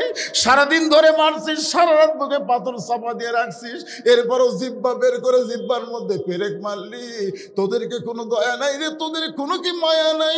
আবু জেহেল বলতে চাও বকর, যদি তোমার মায়া হয় তাহলে আমাদের গোলামকে তুমি কিনে নাও, কত দাম নিবা? বেলালের মনিব উমাইয়া বলতেছে 1000 স্বর্ণ মুদ্রা নিব। আবু জেহেল বলে, রে উমাইয়া, যেই বেলাল সুস্থ অবস্থায় তুমি 1 টাকা দিয়ে কিনলাম, আর সেই বেলাল মরার সময় তুমি 1000 আশরাফি চাইলা।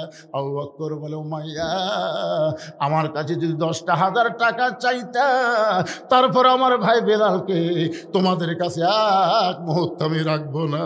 1000 আশরাফি দিয়ে হযরত বেলালকে মুক্ত করে নবীর দরবারে নিয়ে যায়। আবু বকর কান্দে করে চিন্তা করতেছে, রহমতুল্লাহ আলামিন এই দৃশ্য কি সহ্য করতে পারবে? নিজের পাগড়ি দিয়ে বেলালকে ঢেকে কান্দে করে যখন নিয়ে যাচ্ছে, নবীর সামনে দাঁড়াবে, আবু বকর, বেলালকে এইভাবে না ঢেকে আমার সামনে প্রকাশ করে দাও। আবু বকর, হুজুর আপনি সহ্য করতে পারবেন না, ওই কালো মানুষটা রক্ত লাল হয়ে গেছে। রাসূল বলে, আবু বকর, তুমি কি জানো আল্লাহ তাআলা আমার বেলালের জন্য কোরআনের আয়াত নাজিল করেছে? ইন্নাল্লাযীনা ক্বালু রাব্বুনাল্লাহু সুম্মা ইসতাকামু তাতানাজ্জালু আলাইহিমুল মালায়েকা আল্লা তাখাফু ওয়া লা তাহজানু ওয়া আবশিরু বিল জান্নাতিল্লাতী কুনতুম তুআদুন।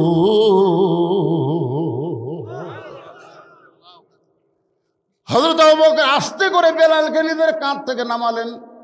নামার পরে পাগড়ি যেই মাত্র টান দিছে, নবী তাকায় দেখে বেলালের জিহ্বার মধ্যে পেরেক মারার কারণে জিহ্বাটা মোটা হয়ে মুখ থেকে অনেকখানি বার হয়ে আসে। আল্লাহ রাসূল হামাগুড়ি দিয়ে বসলেন। রাহমাতুল আলামিন নবী হামাগুড়িতে বসে বেলালের কপালে একটা চুমা দিয়া বেলালের জিহ্বার মধ্যে যে পেরেকগুলো বের করে নিজের জিহ্বাটা নবী বেলালের জিহ্বার সঙ্গে লাগায় দিলে, সঙ্গে সঙ্গে জিহ্বাটা পূর্বের মতন হয়ে বেলালের মুখের মধ্যে যখন ঢুকে যায়, নবী বলেন, বেলাল রে, তুমি কি জানো তোমার ঈমানের কারণে আল্লাহ তাআলা তোমাকে 8টা জান্নাতের মালিক বানায়া দিছে? বেলাল বলে, রাসূলুল্লাহ, আপনি কি আমার কাছে কিছু শুনতে চান? আবু বকর, বেলাল তুমি কি বলবা? বেলাল বলে, হুজুর, ওই আল্লাহর শপথ করে বলতেছি, ওরা যখন আমাকে সারাদিন ধরে মারছিল, ওরা যখন আমাকে চাবুক মারতেছিল, আমার চামড়া কেটে যখন রক্ত বের হচ্ছিল, আমি তখন আল্লাহ আল্লাহ জিকির করতেছিলাম। আমি যখন আল্লাহ আল্লাহ জিকির করি, একসময় আমার চক্ষু বন্ধ হয়ে গেলে আমি দেখতে পাই আল্লাহর জান্নাতের দরজা খুলে দেওয়া হয়েছে। ওগো আল্লাহর নবী, এই দুনিয়া থেকে বেহেশতের দরজার দিকে আমি তাকিয়ে থাকি, ওরা আমাকে সারা রাত বুকে পাথর চাপা দিয়ে রাখছে, আমি তখনও বেহেশতের দরজাতে বেহেশত দেখি। ওরা যখন জিহ্বা টেনে বের মধ্যে জিহ্বার মধ্যে পেরেক মারছে, আমিও তখন জান্নাত দেখতে পাই। নবী বলেন, বেলাল রে, তুমি আছো দুনিয়ায়, আর দুনিয়া থেকে আল্লাহ তোমাকে জান্নাত দেখায়। লিল্লাহে তাকবীর।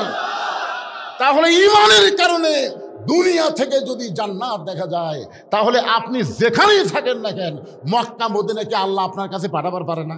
জোরে কারণ পারে কি পারে না? সমস্ত ক্ষমতার মালিককে। জামবিদ বলে, মা মক্কা মদিনা কোনোদিন মানুষের কাছে আসে না, বরং মানুষগুলো কি মক্কা মদিনায় যাইতে হয়। মেয়েটা বলে জাম্বিদ রে, এটাই যদি তোমার ঈমান হয়, তুমি ঘোড়াকে যেরকম দেখছো, যে ঘোড়া তোমার যাই নিয়ে যাবে মক্কা মদিনায়, কিন্তু ঘোড়া দৌড়ায় পূর্বের দিকে, ঘোড়া কেন টানলে ঘোড়া মাটির শুয়ে পড়লো? জাম্বিদ খালি চুমকে চুম করতেছি, এইগুলা খবর কি রে, এই জায়গা কখন চালান হলো? জাম্বিদ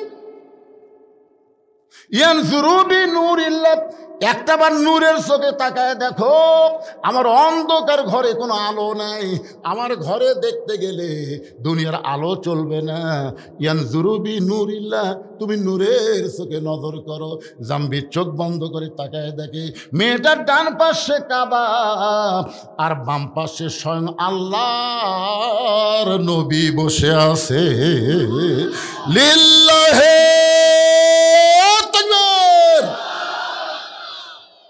জাম্বির দরজাত বসে বলে, মা মা তুমি এমন কি আমল করো যে আমল করনে ডান পাশে মক্কা বাম পাশে মদিনা? তুমি এমন কি আমল করো মা যে আমলের কারণে তোমাকে মক্কাও যাওয়া লাগলো না, মদিনাও যাওয়া লাগলো না, মক্কা মদিনা তোমার কাছে চলে আসলো? এই আমলটার নাম কি? আজকে যুবক যারা এসব আড্ডা ফজর বাদ দেওয়ার চিন্তা করতেছো, আজকে তোমাদেরকে সে আমলের খবর দেব। শুনবেন না আপনারা? শুনবেন না? তাহলে আয়াতটা আর একবার তেলাওয়াত করি।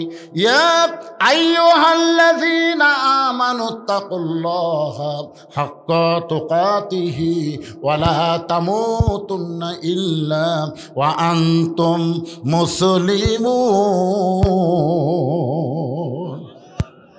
না দুর্বল হয়ে গেছে? ওয়াজ শুনে কি দুর্বল হলেন?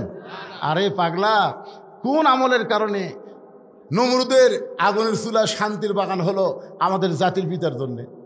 জানা লাগবে না? কোন আমলের কারণে মুসা নবীর জন্য আল্লাহ সাগরকে রাস্তা বানায় দিল? এগুলো তো আমাকে জানা লাগবে ভাইজান। কারণ ভারত যে হারে মাঝে মধ্যে হুমকি মারতেছে, ওরকে হাতত নাকি এমন অস্ত্র আছে যে বাংলাদেশকে দখল করতে ওরকে 15 দিনও টাইম রাখবি না। আর একটা নেতা কাছে 15 মিনিটে বাংলাদেশ শেষ। হায় হায় রে, ওরা কিসের ভরসায় এত বড় হুমকি মারতেছে? ওদের কাছে অ্যাটম আছে, হাইড্রোজেন আছে, পারমাণবিক অস্ত্র আছে, ওরা মনে করতেছে অস্ত্র আছে। আর অস্ত্রকে আমরা টিয়ারি করি না, আমাদের আল্লাহ আছে। জোরে কোন কথা বলেন না কেন? ইমাম মেহেদী আলাইহিস সালাম আসবেন কোন আমল নিয়ে পৃথিবীতে? ঈসা আলাইহিস সালাম আসবেন কোন আমলের নিয়ে পৃথিবীতে? যারা আসার সাথে সাথে পৃথিবীর সমস্ত ইহুদি খ্রিস্টান কাফেরেরা পরাজিত হয়ে যাবে। জোরে কোন কথা ঠিক না? এখন আমাদের মুসলমানকে সে আমল করার দরকার আছে না নাই? আমি সে আমলটা কোরআন থেকে আপনাদের সামনে দিব, আর ওরস শব্দের অর্থ একেবারে খোলা খুলে আপনাদের বলে দিব। কারা কারা শুনবেন? 2 হাত তুলে একটু আল্লাহকে দেখান তো দেখি। লিল্লাহে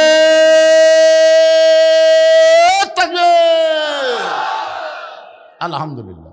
মাত্র 10টা মিনিট, তারপর আবার আলোচনা যাব। আজকে ঘড়ি দেখা লাগবে না, সময়ের খেয়াল নেই, চলতে থাকবে। তাহলে 10টা মিনিট এই যে ইসালে সওয়াব, এই যে বিশাল একটা মাহফিল করার খরচ, আপনাদের কাছে একটু ব্যাগ যাবে, রুমাল যাবে। আল্লাহর হস্তে 10, 20, 50, 100 যে যা পারবেন দান করবেন। আপনাদের গোটার দরকার নেই, আপনাদের কাছে এই ছেলেরা যাবে, আপনারা প্রাণ খুলে দান করবেন। আর এখানে আমি 100 জন আল্লাহর বান্দা চাই। 100 জন। কয়শো জন? 100 জন আল্লাহর বান্দা চাই, যারা বাপ মাকে অত্যন্ত ভালোবাসেন। আজকে এখানে আল্লাহর ওলি যিনি শুয়ে আছেন, তার নাম এখানে দেওয়া হয় নাই, কিন্তু এখানে একটা নাম দিয়েছে, সেটা হলো মুঘলটুলি শাহ দেওয়ান রহমতুল্লাহ আলাইহির মাজার। এখানে যে শাহ দেওয়ান রহমতুল্লাহ আলাইহির মাজার আছে, এ ব্যাপারে কারো সন্দেহ আছে? আপনাদের কারো সন্দেহ আছে? নাম জানি না, কিন্তু এখানে যে একজন আল্লাহর ওলি আছে এ ব্যাপারে তো সন্দেহ নাই। তো প্রত্যেক বছর এরকম একটা করে মাহফিল এখানে হোক, এটাকে আপনারা চান? যদি চান, একটা কোরআন শরীফ বাবদ 500 টাকা আপনাকে দান করা লাগবে। যেহেতু আমার বাপ মা কবরে গেছে, আমি এই মাহফিল একটা কোরআন শরীফ বাবদ 500 টাকা দান করলাম। সবচাইতে দামি দান হলো আল্লাহর কোরআন। আমি কিন্তু কোরআন শরীফ চাচ্ছি না, আপনি 500 টাকা দান করলে একটা কোরআন দানের সওয়াব আপনার বাপ মা কবরে পাবে, আপনি নিজেও আল্লাহ তাআলা খুশি হয়ে আপনাকে দিবে। এরকম কোনো আল্লাহর বান্দাকে আসেন আজকের মাহফিলে, হুজুর কত টাকা নিয়ে আসেন বাবা, এটা নগদ দেওয়া হবে, আসেন আল্লাহর বান্দা আসেন। এতজন মানুষের মধ্যে আমি কিন্তু 100টা আল্লাহর বান্দা চাইছি, মাত্র 100 জন। এই হাজার হাজার মানুষের মধ্যে আরে এই গামছা চাদরা খুঁটি গেল রে পাটি, আরে নাই? হ্যাঁ আসো, আসেন আসেন আসেন, বাপ মার প্রতি দয়া হচ্ছে না, মায়া হচ্ছে না? যে বাপ মা আপনার কবরে গেছে, সে বাপ মার কবরকে জান্নাত বানানোর জন্যে কোরআনের মাহফিল একটা কোরআন বাবদ 500 টাকা দান করবেন। মাশাআল্লাহ, দেন, আমার হাতত দেন, দোয়া করা লাগবে তো। আমি চাইলাম একটা কোরআন, কিন্তু শাহাদত 2টা কোরআন শরীফ বাবদ 1000 টাকা দান করলো। আল্লাহ বাপ মার কবরকে জান্নাতের টুকরা বানান। কে রে শাহাদত ভাই, বাপ মা মরছে নাকি রে? না, বেঁচে আছে? বেঁচে আছে। আমি তো মরার দোয়া করতেছি। না না, আমি দোয়া করে আল্লাহ বাপ মার হায়াত দারাজ করে দেখ। জোরে করে আমিন। এই 2টা কোরআন বাবদ 1000 টাকা দান করার কারণে শাহাদতকে আল্লাহ দানবের খাতায় কবুল করেন। জোরে বলে আমিন। আল্লাহ তোমার একজন বান্দা কোরআন শরীফ বাবদ 500 টাকা দান করছে, আল্লাহ দানকে কবুল করেন। আর একজন আল্লাহর বান্দা আল্লাহর কোরআন শরীফ বাবদ কোরআনের মাহফিলে 500 টাকা দান করলো, আল্লাহ দানকে কবুল করেন। আল্লাহ নেক নিয়ত নেক আশা পুরা করেন। জোরে বলে আমিন। সবাই বলে আল্লাহুম্মা আমিন। এগুলা সব কি লিখে দিয়ে গেলেন বাজান? আমি মনে করছি দানের স্লিপ রে। ও বাবা রে, মাশাআল্লাহ। আর একজন আল্লাহর বান্দা কোরআন শরীফ বাবদ 500 টাকা দান করছে, আল্লাহ দানকে কবুল করেন। আল্লাহ নেক নিয়ত নেক আশা পুরা করেন। জোরে বলে আল্লাহুম্মা আমিন। আচ্ছা, আপনাদের কাছে 500 টাকা নাই? সব মেলা ফুরাছেন নাকি? এই জন্য আপনারা আগে নিয়ত করবেন, এই মেলা টেলা লাগবে, সব টাকা তো শেষ। আমার এলাকায় একটা ইসালে সব হলো 5 ফির মাজারত। ও, একটা ফকুন্নি পর্যন্ত 5000 টাকা খরচ করছে। ফকুন্নি ভিক্ষা করে খায়, উনি 5000 টাকা এতই খাসে ভাই। আল্লাহর একজন বান্দা কোরআন শরীফ বাবদ 500 টাকা দান করলো, আল্লাহ দানকে কবুল করেন। আসসালামু আলাইকুম হুজুর, গতকাল রাতে এই প্যান্ডেলেই হালকায় জিকিরের নামে ঢোল তবলা ডুগডুগি নিয়ে নাচ গান এবং আল্লাহ নবীর নাম নিয়ে ভণ্ডামি করা হয়েছে। যারা এগুলো করেছে এবং যাদের নেতৃত্বে এগুলো করা হয়, তাদের সম্পর্কে আপনার বক্তব্য জানতে চাই। আপনারা দেখবেন এই ঢোল আর তবলা যখন বাজায়, আমি ছোটোবেলা দেখছি একটা ওই যে ঢোল বাজায়, ঢোল বাজানোর একটা শব্দ শোনা যাবে কান খেলে, দুজক দুজক দুজক শোনা যায়, খেলে না, দুজক দুজক দুজক এই শোনা যায়। কিন্তু আর একটা হারমোনি নাই, তারপর একটা যে কিংকে টানে, এটার নাম কি? এটা বলে ইনকা কে কে কে কে কে কে কে কে কে কে কে কে কে খাই কয় না। আর একটা হাতও তো এরকম বাজায়, তিনজন। এই হালকা জিকিরের নামে যারা ঢোল টবলার ব্যবস্থা করছে তারা একদল, যারা এখানে শুনিছে তারা একদল, আর যারা বাজাছে তারা একদল। এই 3 দলই দুজক। কথা বল লাগে, এই মুসলমানের বাচ্চারা কথা কয়া লাগবে না? এই কথা না কয়ে তো হাসিনা ইচ্ছা মতো দেশ চলাছে, কারণ কথা বন্ধ করার কারণ। হ্যাঁ একটু করবেন বারে, কি বেশি ফতুয়া দেওয়া যাবে না। যা করলাম বুঝলে বুঝ পাতা, না বুঝলে তেজপাতা। আমার একটা প্রশ্ন হচ্ছে, আমি একটা বিবাহ করেছিলাম, সেই মেয়ে আর আমি কোরআন হাত রেখে বলেছিলাম কেউ কাউকে কোনোদিন ছেড়ে যাব না, কিন্তু কিছুদিন পর সে অন্য ছেলেকে বিয়ে করে, কিন্তু আমি এখনো বিবাহ করিনি। এখন আমি বিবাহ করলে কি কোনো পাপ হবে নাকি, এটা জানতে চাই। এই বউ আপনাকে ছেড়ে চলে গেছে, কি জন্যে চলে গেছে সেটা আপনি একটু নিজে চোখ বন্ধ করে চিন্তা করেন তো। চিন্তা করে তারপর আবার বিয়ে করার চিন্তা করেন। আগেই বিয়া, হ্যাঁ আগে চিন্তা করেন তো। ব্যাগ ছেড়ে দেওয়ার কথা আমি বলিনি, ব্যাগ ছেড়ে দেওয়ার কথা আমি কোন কালে বলছি? আপনাদের কাছে ব্যাগ যাবে, এই ব্যাগ যাবে 10 টাকা 20 টাকা 50 টাকা 100 টাকা, যে যা পারেন দিবেন না? কারা কারা 1 টাকাও দিবেন না তারা হাত তোলেন তো দেখি। মুরব্বী তুলবার চাই পারে, মানে দিবি, কিন্তু বুঝবার পারেনি। হ্যাঁ, তাহলে আপনারা সবাই দিবেন। এই ব্যাগ না ভিতরে ঢোকো, ব্যাগ না ঢোকো, বাবা ঢোকো। এই ঢুকেছে, দেন, সবাই দেন। আমার মায়েদের কাছে যাবেন, আমার মায়েদের জন্য আজকের আলোচনা। ও মা, বড় পীর আব্দুল কাদের জিলানী রহমতুল্লাহ আলাইহি যখন জান্নাতুল বাকি জিয়ারত করতেছেন, মক্কা মদিনায় 2টা গোরস্থান সকলের কাছে পরিচিত। মক্কায় হলো জান্নাতুল মাওয়া, আর মদিনায় হলো জান্নাতুল বাকি। নাম শুনছেন আপনারা? এখানে টেজের উপর হাজি সাহেব নাই কেউ? আপনি তো হাজি। তাহলে মক্কায় যে কবর, তার নাম কি? জান্নাতুল মাওয়া। সেই জান্নাতুল মাওয়ার মধ্যে ঘুমায় আছে আমাদের মা খাদিজাতুল কুবরা। সুবহানাল্লাহ। আর মদিনায় যে গোরস্থান, সেই গোরস্থানের নাম হলো জান্নাতুল বাকি। ওই জান্নাতুল বাকির কোন এক জায়গায় ঘুমায় আছে নবীর কলিজা টুকরা মা ফাতেমা। সুবহানাল্লাহ বলেন না কেন? আব্দুল কাদের জিলানী রহমতুল্লাহ আলাইহি ওই জান্নাতুল বাকি যখন জিয়ারত করতেছেন, জান্নাতুল বাকি জিয়ারত করা হলো ভাগ্যের ব্যাপার, কারণ জান্নাতুল বাকির মধ্যে কম পক্ষে 10,000 সাহাবী ঘুমায় আছে। সুবহানাল্লাহ না কেন? কত হাজার? আমাদের গোটা বাংলাদেশ মিলেও একটা সাহাবী নেই। আমাদের গোটা বাংলাদেশে কোনো সাহাবী আছে? কোনো সাহাবী না। 2 জন আসছিল ওই নদী পথে চিটাগাংতে, তারা ফিরে চলে গেছে। 2 জন সাহাবী আসছিল, একটা জাবের ইবনে হুযাফা আর একটা নবীর মামা সাদ ইবনে আবি ওয়াক্কাস। এই 2 জন কিন্তু এসে ওনারা এখন চীনে যায়, ওনাদের কবর চীনে হয়েছে, কিন্তু আমাদের বাংলাদেশে হয়নি। বাইজিদ বোস্তামির মাজারও কিন্তু বাংলাদেশে নাই। আমরা ওখানে গিয়ে দেখছি বাইজিদ বোস্তামি ওখানে কিছুদিন বসা ছিলেন। বাইজিদ বোস্তামির দরগা আছে, আর মাজার হলো ইরাকের বাগদাদে। সাল্লাল্লাহু বলেন। যেগুলো আছে অধিকাংশই কি, আমি দেখলাম সিলেটে একটা কবর, নাম হচ্ছে লেদা শাহ। জরিকার নাম কি? লেদা শাহ। কিছু দূর যাওয়ার পরে একটা দেখলাম ঘোড়া শাহ, তারপরে শেষে দেখলাম শাহ শাহ। আমি তো ওনাকে আগেই বলছি ভাই। মাশাআল্লাহ, আমার ভাই দেখেন, আপনার ওয়াজ এতই ভালো লাগতেছে, আমি কিন্তু ওনাকে আসতে বলছি ভাই সালাম কালাম দিয়ে যান। তবে না হুজুর আমি শুনবো। আলহামদুলিল্লাহ। এই আদায় যতক্ষণ হবে ততক্ষণ আমার ভাইজান আপনার একটু শুভেচ্ছা বিনিময় করবে, তারপর আবার আলোচনা চলবে ইনশাআল্লাহ। হ্যাঁ, সবাই একটু জিকির করেন লা ইলাহা ইল্লাল্লাহ, লা ইলাহা ইল্লাল্লাহ, লা ইলাহা, লা ইলাহা ইল্লাল্লাহ মুহাম্মাদুর রাসূলুল্লাহ সাল্লাল্লাহু আলাইহি ওয়াসাল্লাম। আজকের মাহফিলের সম্মানিত অতিথি তিনি শহীদ প্রেসিডেন্ট জিয়াউর রহমান, যার ওয়াজ আমার ইউটিউবেতে শুনতে পাবেন। তিনি কত বড় আল্লাহর ওলি ছিলেন। আমি যে মাদ্রাসায় লেখাপড়া করতাম, সরকারি মোস্তাফিয়া মাদ্রাসা, ওনার প্রিন্সিপাল ছিলেন তখন আল্লামা নজিবুল্লাহ রহমতুল্লাহ আলাইহি। উনি এখন দুনিয়াতে নেই। ওনাকে আমরা ছাত্ররা জিজ্ঞাসা করছিলাম যে শহীদ প্রেসিডেন্ট জিয়াউর রহমান সম্পর্কে আপনার মন্তব্য কী? উনি বলেছেন হজরত ওমর ফারুকের সিমটম আল্লাহর ওলি। জোরে কেন সুবহানাল্লাহ। এবং বেগম খালেদা জিয়া, আপনারা কি দেখলেন যে হাসিনা কিভাবে পলে গেল, আর বেগম খালেদা জিয়াকে কিভাবে সম্মানের সাথে তাকে নিয়ে যাওয়া হলো।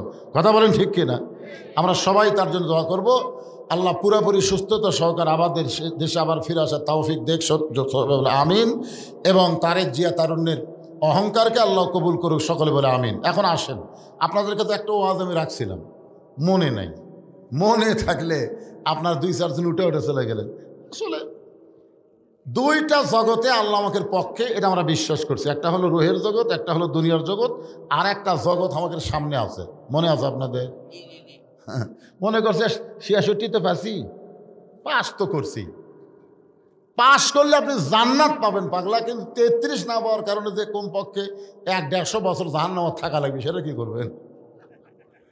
সেই জন্য আমি বলছি গোল্ডেন A+ পাইয়া বিনা হিসাবে আমরা জান্নাতি হব। জোরে কোন কথা ঠিক কিনা? মনে নাই।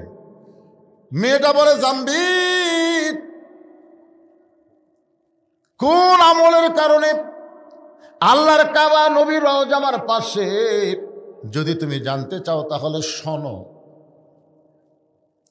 আপনারা এই কথাও কিন্তু আমি বলেছি, কি আমল, ঠিক না? কন সে আমল শুনবেন না আপনারা? হ্যাঁ ভাইজান, আমরা আইসি কিন্তু শুনলাম চলে গেলাম, এটা নাম ইসলাম ইমান নয়। আল্লাহ কোরআনে বলেছেন স্বামী নয়, শুনতে হবে। ও তাই না, এটাকে আমল করার নিয়তে, গ্রহণ করার নিয়তে শ্রবণ করা লাগবে। তাহলে শোনা গেলাম, শোনা গেলাম, বকাল্লা বকে গেলাম, হয়ে গেল নাকি? না, আমরা যারা বক্তা আমাকেও ঠেলা আছে। আল্লাহ কোরআনে বলেছেন লিমা তাকুলু মা লা তাফালুন। যে বক্তা ওয়াজ করে আমল করে না, ওই মুনাফিক বক্তাকে দিয়া আল্লাহ জাহান্নাম আগে উদ্বোধন করবে। জোরে কর কথা, ঠিক কথা বলেন। আগে জাহান্নামের উদ্বোধন হবে আলেম দিয়ে, আবার জান্নাতের উদ্বোধন হবে আলেম দিয়ে। এক ছেলে এসে হুজুরকে বলে, হুজুর আমার বাড়ি তো অনেক দূর ব্রিজ দিয়ে ঘুরে তারপর আপনার কাছে আসতে হয় কোরআন শরীফ শিক্ষা করার জন্য। তো হুজুর ওই ব্রিজ দিয়ে ঘুরে আসতে আমার খুবই সময় লাগে, কষ্ট হয়। এমন কিছু দোয়া আছে যে দোয়া পাঠ করলে নদী পার হওয়া যায়? তো পীর সাহেব তো মনে মনে চিন্তা করছে, এই পাগলা, এর দোয়া দিয়ে এখন দিন নদী পার হওয়া যায়? তো বলছে বিসমিল্লাহ করে চোখ বন্ধ করবি, যা। মনে করছে বিসমিল্লাহ করে চোখ বন্ধ করে পানির মধ্যে ডুবা গেলে আর নামবি না। তোর এখন কথা ঠিক না? তো পীর সাহেব যে কথা কইছে ওই ছেলেটা বড়টা ইমানের সাথে বিশ্বাস করছে যে বিসমিল্লাহ কয়ে চোখ বন্ধ করে পা দিলি যদি নদী পার হওয়া যায় তো খামাখা ওই ব্রিজ দিয়ে ঘোরার দরকার আছে? হুজুর কিন্তু ঠাট্টার স্থলে বলেছে, ছাত্র কিন্তু বিশ্বাসে গ্রহণ করছে। এখন যা নদীর পাড়ে যায় বিসমিল্লাহ বলে চোখ বন্ধ করে পা দিছে, চোখ খুলে দেখে ওই পারে চলে গেছে। সোনাল্লাহ খান লাগে পার করার মালিককে পার হয়ে গেছে। এভাবে প্রত্যেক দিন যাওয়া আসা করে। যখন ছেলেটা 5-7 পারা কোরআন হেফজ করছে তখন ছেলের মা বলতেছে, যে কামেল বুজুর্গের কারণে তোর ব্রিজ ছাড়া নদী পার হওয়া পারিস সে হুজুরকে একদিন দাওয়াত করতো। আমি একটু প্রাণ ভরে হুজুরকে খাওয়াতে চাই, এত বড় আল্লাহর ওলি। তো ছাত্র এখন বলছে, হুজুর আজকে দুপুরবেলায় আমার মা আপনাকে দাওয়াত দিছে। তো হুজুরা কিন্তু দাওয়াত পেলে খুব খুশি। জোরে কোন কথা ঠিক কিনা? এর আগেও আপনাদের বলেছি যে ডাক্তারের বইয়ের কোনোদিন সিজার লাগে না, বড় ডাক্তারের বইয়ের কি লাগে না? সিজার লাগে না। মৌলবীর বাড়ির কোনোদিন মিলাদ হয় না, পীরের বউ কোনোদিন মুরিদ হয় না। জোরে কোন কথা ঠিক কিনা? এই তিনটা না খেয়াল করবেন। বড় ডাক্তারের বউ সিজার করে না, কারণ সিজার করলে মায়েরও ক্ষতি, বাচ্চারও ক্ষতি। আর মৌলানাদের বাড়িতে কোনোদিন মিলাদ হয় না, মৌলানা খালি খাওয়ায় না। এখন ঠিক কিনা? আর 3 নম্বর হলো পীরের বউ কোনোদিন মুরিদ হয় না। আপনাকে এলাকার যত পীর আছে খোঁজলা দেখবেন বউ মুরিদ হয়নি, কারণ বউ জানে আমার পীর সাহেব মাঝে মাঝে মুরিদের বইয়ের দিকে চোখ মারে, এই লুচ্চার হাতে মুরিদ হয়ে কি হবি রে। ঠিক আছে যান, তাছাড়া আবার বসে যাবেন, যা পারবে না, ক্লান্ত হয়ে গেছেন। তো আলহামদুলিল্লাহ যে কথা বলতেছি একটু খেয়াল করেন ভাই যান, বিরক্ত হচ্ছেন? হ্যাঁ, কোন আমল ওরস আর একটা হলো 33। জোরে কোন ঠিক কিনা? 66 পাসি খালি 33। এই 33টা পালি বিনা হিসাবে আমরা সবাই জান্নাতি। বলেন সুবহানাল্লাহ। তো এখন হুজুরকে বলতেছে, হুজুর আজকে দুপুরবেলা আমার মা আপনাকে দাওয়াত দিছে। পীর সাহেব তো সেই খুশি। ঠিক আছে বাবা, তোমাকে আজকে 8 ঘন্টা আগেই ছুটি দিয়ে আমি তোমার মায়ের বাড়িতে যাব খাবার। এখন ছাত্র হুজুরকে নিয়ে যাচ্ছে নদীর দিকে। হুজুরকে কেড়ে পাগলা, এদিকে নৌকা আছে, তো কয় না ব্রিজ আছে, কয় না তুই এদিকে আমি নিয়ে যাস কেড়ে পাগলা, যেখানে নৌকা আছে যেখানে ব্রিজ আছে সেখানে চল। বলে না হুজুর আমি তো নৌকা ব্রিজ ছাড়াই যাই। নৌকা ব্রিজ ছাড়াই তুই যাস? হ্যাঁ, কয়েক বছর আগে কইছিলি না, তখন থেকে তুই কামি করতেছি। আসেন হুজুর হাত ধরে নিয়ে দেয়, বিসমিল্লাহ কয়ে নদীর পা দিছে, চোখ বন্ধ করে ওই পার গেছে। চোখ খুলে দেখে পিসা উঠে দাঁড়ায় আছে। হুজুর আসেন, বিসমিল্লাহ কয়ে চোখ বন্ধ করে পা দেন। পিসা বিসমিল্লাহ আউযুবিল্লাহ বিসমিল্লাহ কয়ে পা দিতে ঘপ করে হাঁটু মধ্যে ডুবে গেছে। তার মানে কি বুঝতেছেন? বকাউল্লাহ বকে গেছে, বকাউল্লাহ আমল করে নাই, আর সোনাউল্লাহ আমল করে জান্নাতি হয়ে যায়। জোরে কোন কথা ঠিক কথা বলেন? হ্যাঁ, এই জন্য ভাইজান একটু মনোযোগ দিয়ে শুনতে হবে। কোন আমলের কারণে মক্কা মদিনা তার কাছে? আল্লাহর একজন বান্দা রবি ইবনে সুলাইমান এবার হজ করতে যাবে। হজ করতে যাওয়ার আগে ওরা 10 জন মিলে একটা কাফেলা করছে। 10 বন্ধু মিলে হজে যাবে। হজে যাওয়ার আগে মানুষ কিন্তু সবাইকে একটু দাওয়াত দেয়, একটু বলে ভাইজান আমার জন্য দোয়া করো, আমি সুন্দরভাবে হজ যেন পালন করতে পারি। এরকম দোয়াটাও চাই না? যেরকম চাই কি চায় না? অনেকে মানুষকে জানানোর জন্য দোয়া চায়। আমি তো হজ করে যাচ্ছি, এটা তো কাউকে জানান দরকার। দেখবেন কত লোক কিন্তু হজ করে আসে, কেউ জানি না যে হাজি বলছে ভাই আরাফার ময়দানে সেই কেউ শুনবার চাচা আই রে শয়তান পাথর মারতে তার ঠেলা ঠেলি ভাই, মানে ওই যে হজ করছে এটা মানুষকে জানাচ্ছে। আল্লাহ কয় রে আমল গোপন না করে প্রকাশ করলি তোর খালি নামের আগে হাজি হলো, কিন্তু হাজি কবুল হলো না। কথা কোন ঠিক কিনা? রবি ইবনে সুলাইমান এক বন্ধুর বাড়িতে দোয়া চাইয়া গভীর রাত্রে বাড়ির দিকে আসতেছেন। আসার সময় দেখে রাস্তার পাশে কে যেন কি করতেছে। রবি ইবনে সুলাইমান ভালো করে দেখার জন্যে একটু নিকটে গিয়ে তাকায় দেখেন একটা মহিলা মরা গাদার গা থেকে গোস্ত কাটতেছে আর ওই গোস্তটা টোপলা বানতেছে। গাধা খাওয়া হারাম, গাধা খাওয়া হারাম আর মরা গাদার গোস্ত। রবি ইবনে সুলাইমান চিন্তা করে এইটা কেমন মেয়ে, রাতের বেলা মরা গাদার গোস্ত কাটতেছে, হয়তো কোনো হোটেলে সাপ্লাই দিবে। মনের মধ্যে সন্দেহ করে মেয়েটা যখন গোস্তের টোপলা নিয়ে রওনা দেয়, রবি ইবনে সুলাইমান নিজের বাড়ির দিকে না গিয়া ওই মেয়েটার পিছনে পিছনে রওনা দেয়। মেয়েটা একটা ভাঙ্গা বাড়ির মধ্যে ঢোকার সঙ্গে সঙ্গে দুইটা মেয়ে মা মা বলে কাঁদতেছে। মা বলতেছে, মা আর কান্দা লাগবে না, আল্লাহর নিয়ামত গোস্ত পাইছি, এই গোস্ত সিদ্ধ করে তোমরা খাও আর আল্লাহর শুকরিয়া আদায় করো। রবি ইবনে সুলাইমান চমকে গেল, একে তো গাধা খাওয়া হারাম, তারপরে মরা গাধার গোস্ত নিজের মেয়েদেরকে মা দিয়ে বলতে সিদ্ধ করে খাও, আল্লাহর শুকরিয়া আদায় করো। মেয়েটা খুশি হয়ে যখন দুইটা মেয়ে গোস্তের টুকলা নেয়, এমন সময় রবি ইবনে সুলাইমান বলে, মা তুমি কেমন মা, তুমি তোমার ক্ষুধার্ত মেয়েদেরকে মরা গাধার গোস্তের টুকলা দিলে, ও মা তুমি কেমন মা? মা বলতেছে, পথিক এই গভীর রাত্রে আমার বাড়ির ধার দিয়ে চলে যাচ্ছ, চলে যাও, আমার দিকে তোমার তাকান লাগবে না। আজকে দুইটা আমার মেয়ে আজকে কয়েকদিন হলো না খেয়ে থাকার কারণে বারবার যখন আমার কাছে খাবার চায়, আমি মা কোথায় খাবার পাবো? আমার স্বামী কয়েক বছর আগে দুনিয়া থেকে বিদায় হয়ে গিয়েছে, আমি একজন বিধবা নারী, দুইটা যুবতী মেয়েকে কি করব? রাতের অন্ধকারে আমি বের হয়ে গেছি কিছু খোঁজার জন্য, ক্ষুধা নিবারণের জন্যে।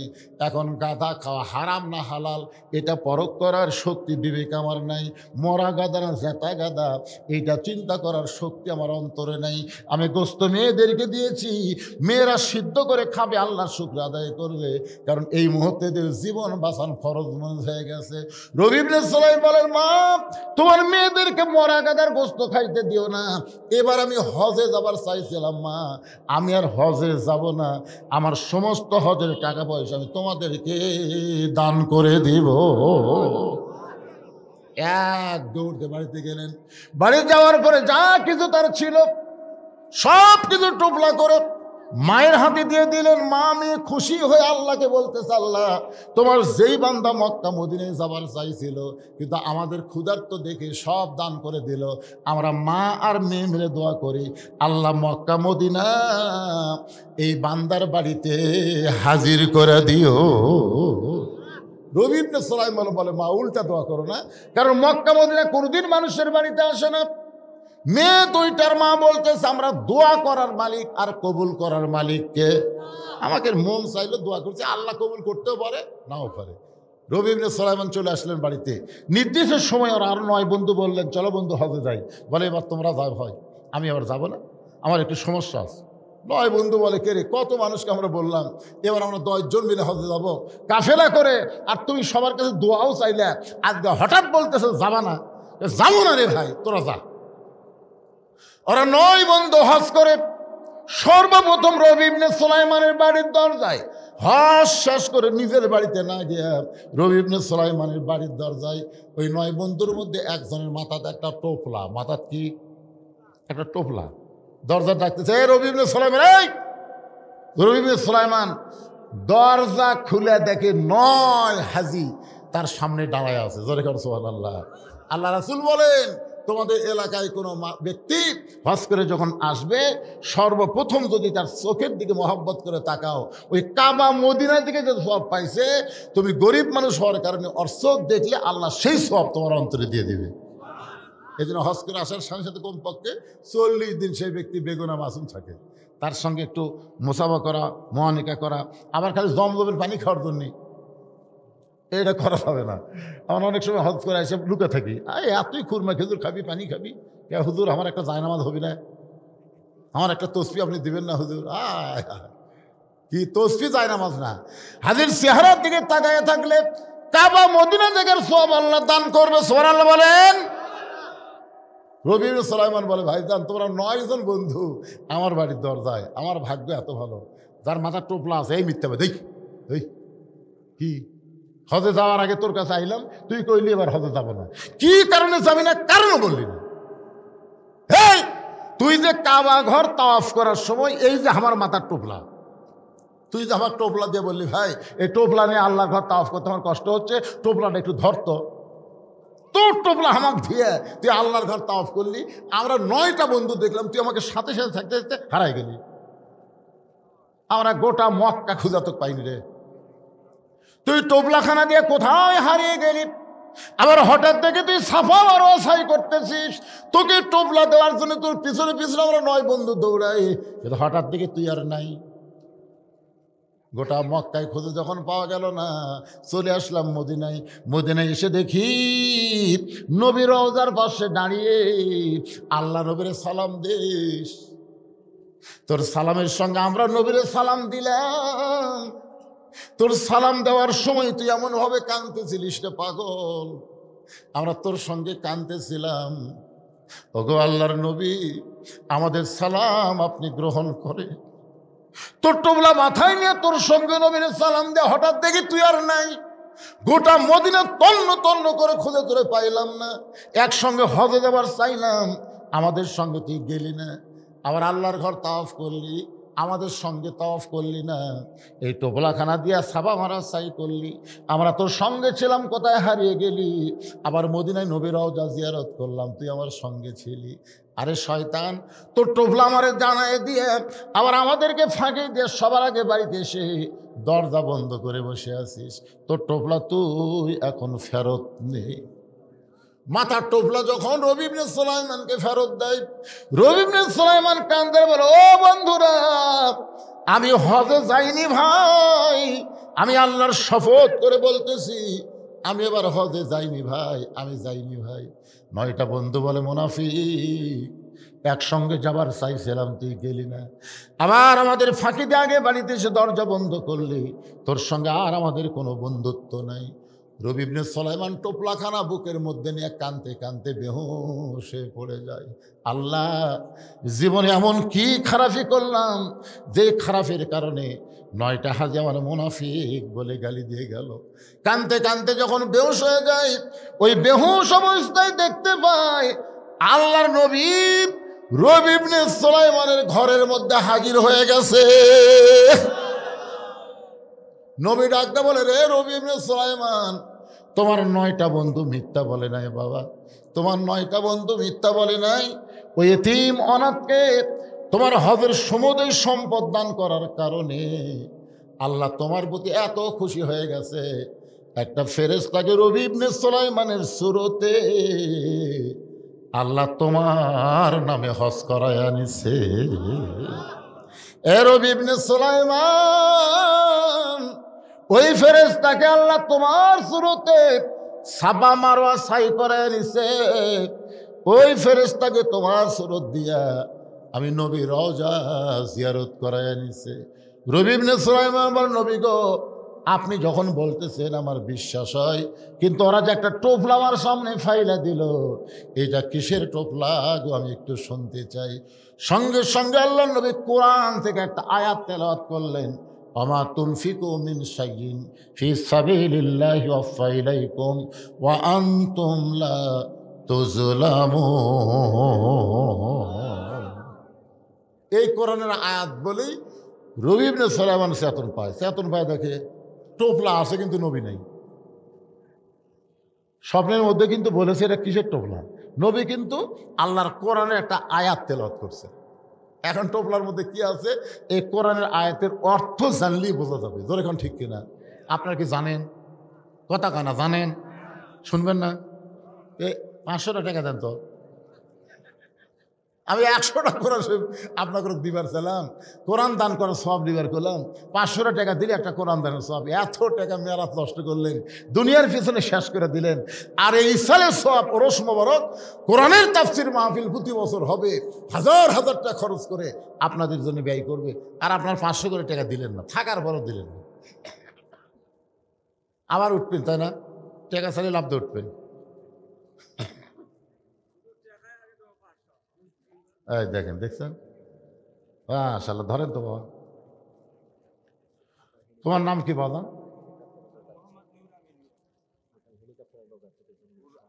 মোহাম্মদ নূর আমিন মিয়া বাপের বেটার আগমন, জোরে বলেন মারহাবা। এরকম বাপের বেটার একটাও নেই, বাপের বেটা। দেখেন তো কিভাবে, আগে আপনি 500 টাকাই দেবো হুজুর, 500 টাকা দিল, একটা কোরআন দানের সব পেল, জোরে কোন আমিন। কুটি হেলিকপ্টার ভাই, কোরআন শরীফের জন্য কিছু দেওয়া লাগবে না,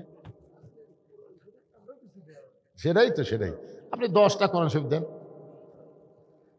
পারবে না কি কখন, কি হেলিকপ্টার চলিয়ে আইছে, মাশাআল্লাহ। 2টা কোরআন শরীফ, মাশাআল্লাহ।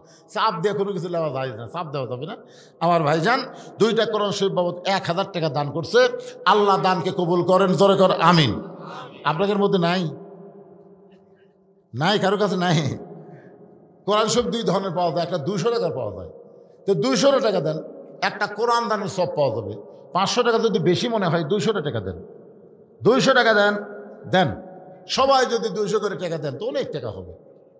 টাকা থুয়া মন বলতে দেশ না রে, দেশ না রে, আসলে আপনি ঠকে গেলেন। কারণ আজকাল মাহফিল যদি শেষ হয়, আর যদি এরকম মাহফিলে বসার তৌফিক যদি আল্লাহ না দেয়, হায়াত যদি শেষ হয়ে যায়, হায়াত শেষ হতে পারে কি পারে না, ধরে কন মাশাআল্লাহ। এই দেখেন টাকা কুমা দিতে আমার ভাই দৌড়াইছে, মাশাআল্লাহ। 200 করে দেন, অসুবিধা কি, আর একজন যাচ্ছে, মাশাআল্লাহ মাশাআল্লাহ। আল্লাহ তোমার 2জন বান্দা 200 করে টাকা করছে দান, কোরআন দানের সব তাদের আমল নামায় দিয়ে দেন। জোরে বলে আল্লাহুম্মা আমিন। সবাই বলেন আল্লাহুম্মা আমিন। ওই দেখেন কিভাবে এক মর্দে মুজাহিদ আসতেছে, হাই রে কি, এবার দেখে আসবে কুরাতের রোজার পাওনা পড়ে, মাশাআল্লাহ। আল্লাহ তোমার একজন বান্দা কোরআন বাবদ 200 টাকা দান করেছে, আল্লাহ দানকে কবুল করেন, আল্লাহুম্মা আমিন। মাশাআল্লাহ মাশাআল্লাহ। 200 2জনে নিয়ে আসছে, নিজের আনছে আর একজন নিয়ে আসছে, মাশাআল্লাহ। 200 করে 2টা কোরআন শরীফ বাবদ দান করেছে, আল্লাহ দানকে কবুল করেন। দুনিয়ারই টাকা পয়সা দুনিয়াতে রবে, ফকির হয়ে মানুষ কবরেতে। নিয়ত করেন যে আমার একটা বিশাল বেধি আছে, ব্যারাম আছে হুজুর, ভালো হয় না, এখানে একটা ছাগল দেব সদকা করে, জনগণের ইসরায়েলের সব মাহফিলের জন্য একটা ছাগল দেব, আল্লাহ আপনার বেধি ভালো করে দেবে। দেয় না কি কোন, দেয় না? এরকম সদকা করেন, কোরআন শরীফ বাবদ সদকা করেন, মাশাআল্লাহ। আর একজন 200 টাকা দান করে গেল, আল্লাহ আমার ভাইয়ের দানকে আল্লাহ কবুল করেন, আল্লাহ। পিছন দিক থেকে একটা লোক উঠলো না, আবার এই মোগল টলির, আপনারা না বারা টলির, আপনাকে মোগল টলির লোক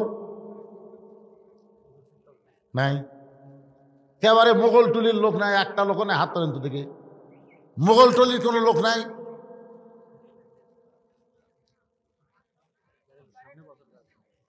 হ্যাঁ, বাকিও নেন আপনারা, বাকি না? আচ্ছা ঠিক আছে, আগামী বছর এই মাহফিলের জন্যে একটা ছাগল, 2টা ছাগল এরকম যদি কেউ দেন, যে হুজুর আমি ছাগল টাগল দেবো না, 1000 টাকা দেবো, এখানে কাগজ কলম লেখা থাকবে, আমি আগামী বছর এইরকম তবারক পাক করতে যত হলুদ লাগবে সব হলুদ আমি একলাই দেবো হুজুর। এইরকম কোনো মরদ আছে যে যত লবণ লাগবে সব লবণ আমি একলাই দেবো, তাদের যদি 5 বস্তা লাগে অসুবিধা নেই? আছেন এরকম কেউ? যত গুঁড়া মরিচ লাগবে সব মরিচ আমি একলাই দেব। পেঁয়াজ দেব 5 জনে, 5 জন মিলে সব পেঁয়াজ দেব, তেল দেব, এরকম নিয়ত করে লিখে দেন। এখানে কাগজ কলম আছে, একটু বলেন, বলেন, সাহস করে বলেন। আল্লাহ হায়াত দিবে, আপনি দান করবেন। বাবা মা যাদের কবরে গেছে, বাপ মার জন্য বাৎসরিক একটা দোয়ার মাহফিল আপনাকে আলাদাভাবে করা লাগবে না, এখানে একটা দোয়ার মাহফিল হবে সবার বাপ মার জন্য, যারা কবরে গেছে তার জন্য দোয়া করা হবে। আপনারা এই এলাকার লোক সব তো মোগল টলির না হন, এলাকার না, সবই তো এলাকার। তো মাশাআল্লাহ বলেন না কেন? একজন হলুদ দেওয়ার পার্টি না এখানে, হলুদ একটা লোক বলেন হলুদ কয় মন লাগবে রে? মন লাগবে? মাহফিলের কমিটির লোক, এটা কি মাহফিল কমিটির লোক আছে ভাই? এই মাহফিল কমিটির লোক আপনি, মাহফিল কমিটির লোক, হ্যাঁ কতটুকু হলুদ লাগে কত দিকে? হলুদ 40 মন, 40 মন চাউল, 5 কেজি লাগবে। আচ্ছা আপনি দেন তো, দেন তো দেখি কি হয়। কোন তো দেখে আপনি দিয়ে শুরু হতো দেখে কি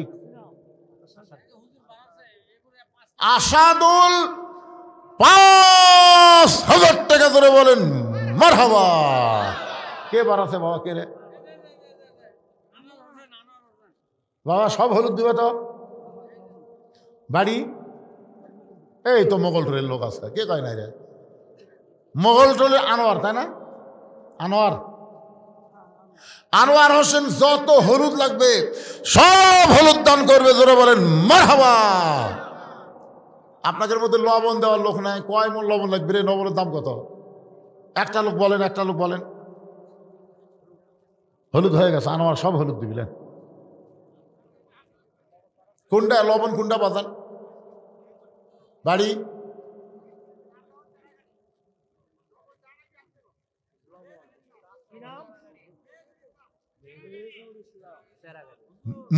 মেহেদুল ইসলাম সেরাগানি। যা লবণ লাগবে সব লবণ, জোরে বলেন মারহাবা। এখন তেজপাতা দেওয়ার কোন লোক আছে? যা তেজপাতা লাগবে তেজপাতা সগলি দিবে। কি কি দিল রে? কি দিল বাদান? এখানে কি দিল?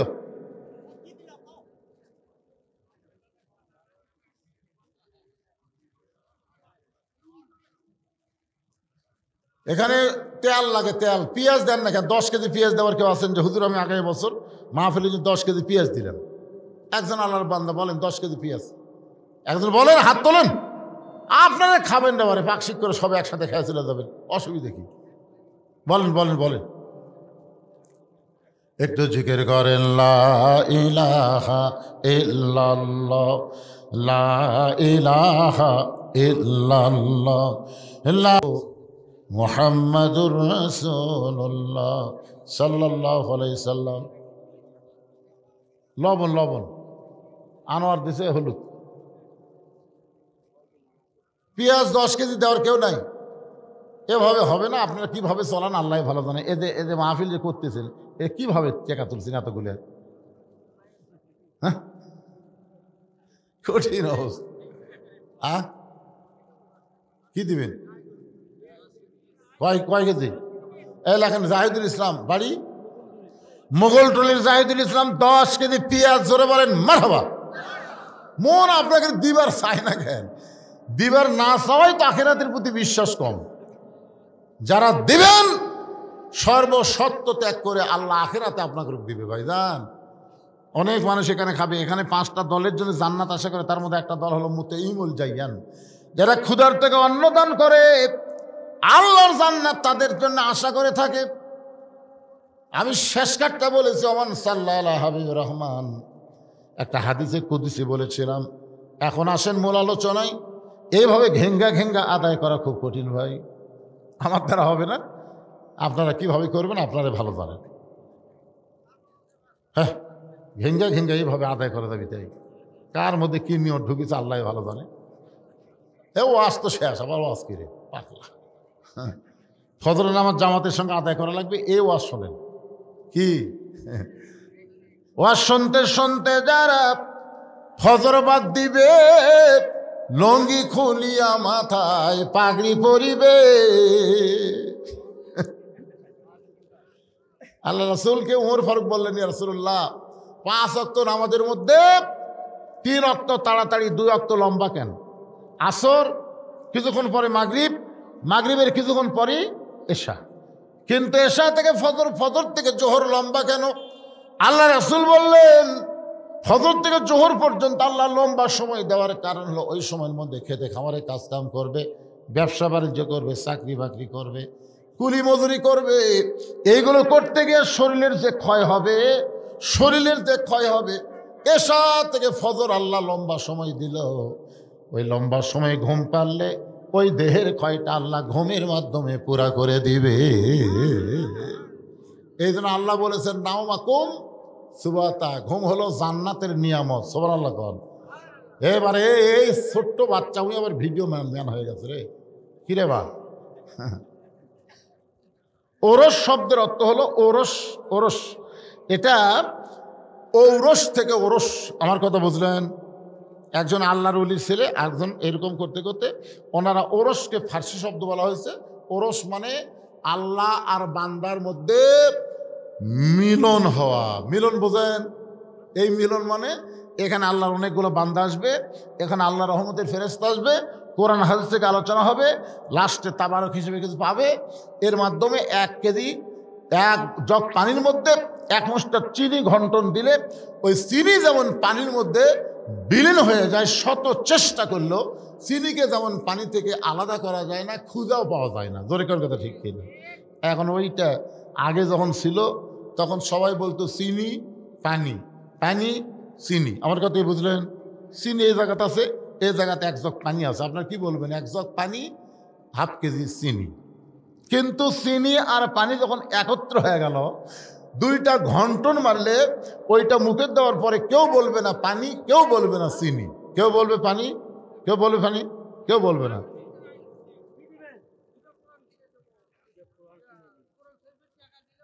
টেকা টেকা কোরআন শরীফ কি করবো আমরা? টেকা তুই কোরআন কোনটার দিবেন? 200 না 500? ও 400। আচ্ছা ঠিক আছে।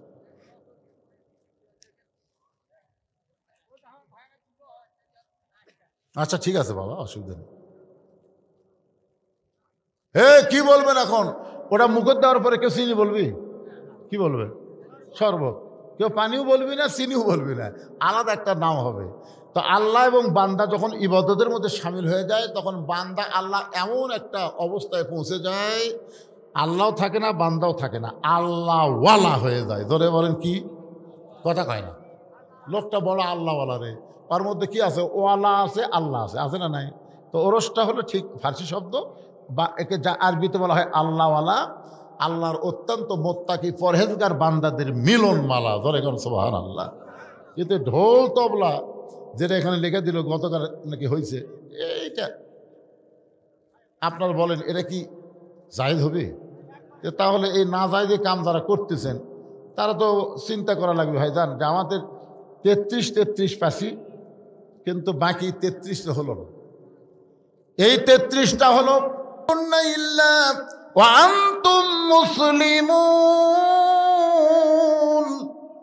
রুহের জগতে আল্লাহ আমাদের পক্ষে ছিল, দুনিয়ার জগতে মুসলমানের ঘরে আল্লাহ কবুল করলো। মরার সময় মুসলমান হয়ে আমাদের মরতে হবে। মুসলমান হয়ে যদি মরতে পারি, এই যে 3 জন উঠে মারতেছে দৌড়, দেখছেন দেখছেন?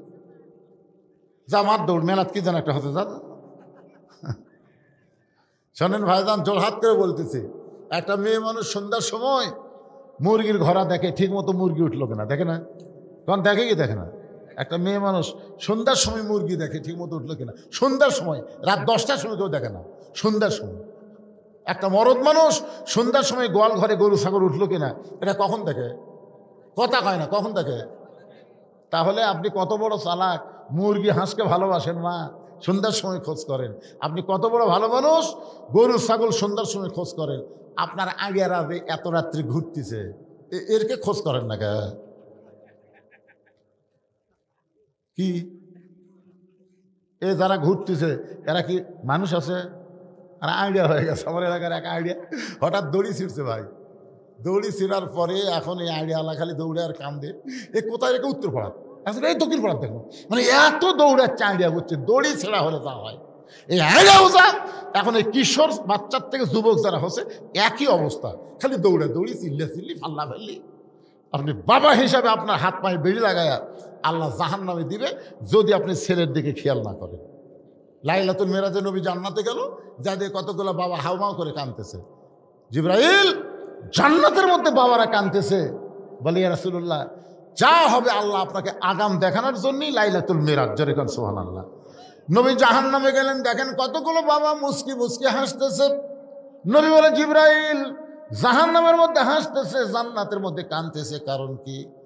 ফেরেশতা জিবরাইল বলে আল্লাহ এই সকল বাবা নিজের পাপের কারণে জাহান্নামে হবে, কিন্তু ওয়ালাদুন সালেহুন, এদের নেককার সন্তান সব সময় 5 ওয়াক্ত নামাজ পড়ে আল্লাহর কাছে কান্দে, বলে রব্বির হামহুমা কামা রব্বায়ানি সগীরা।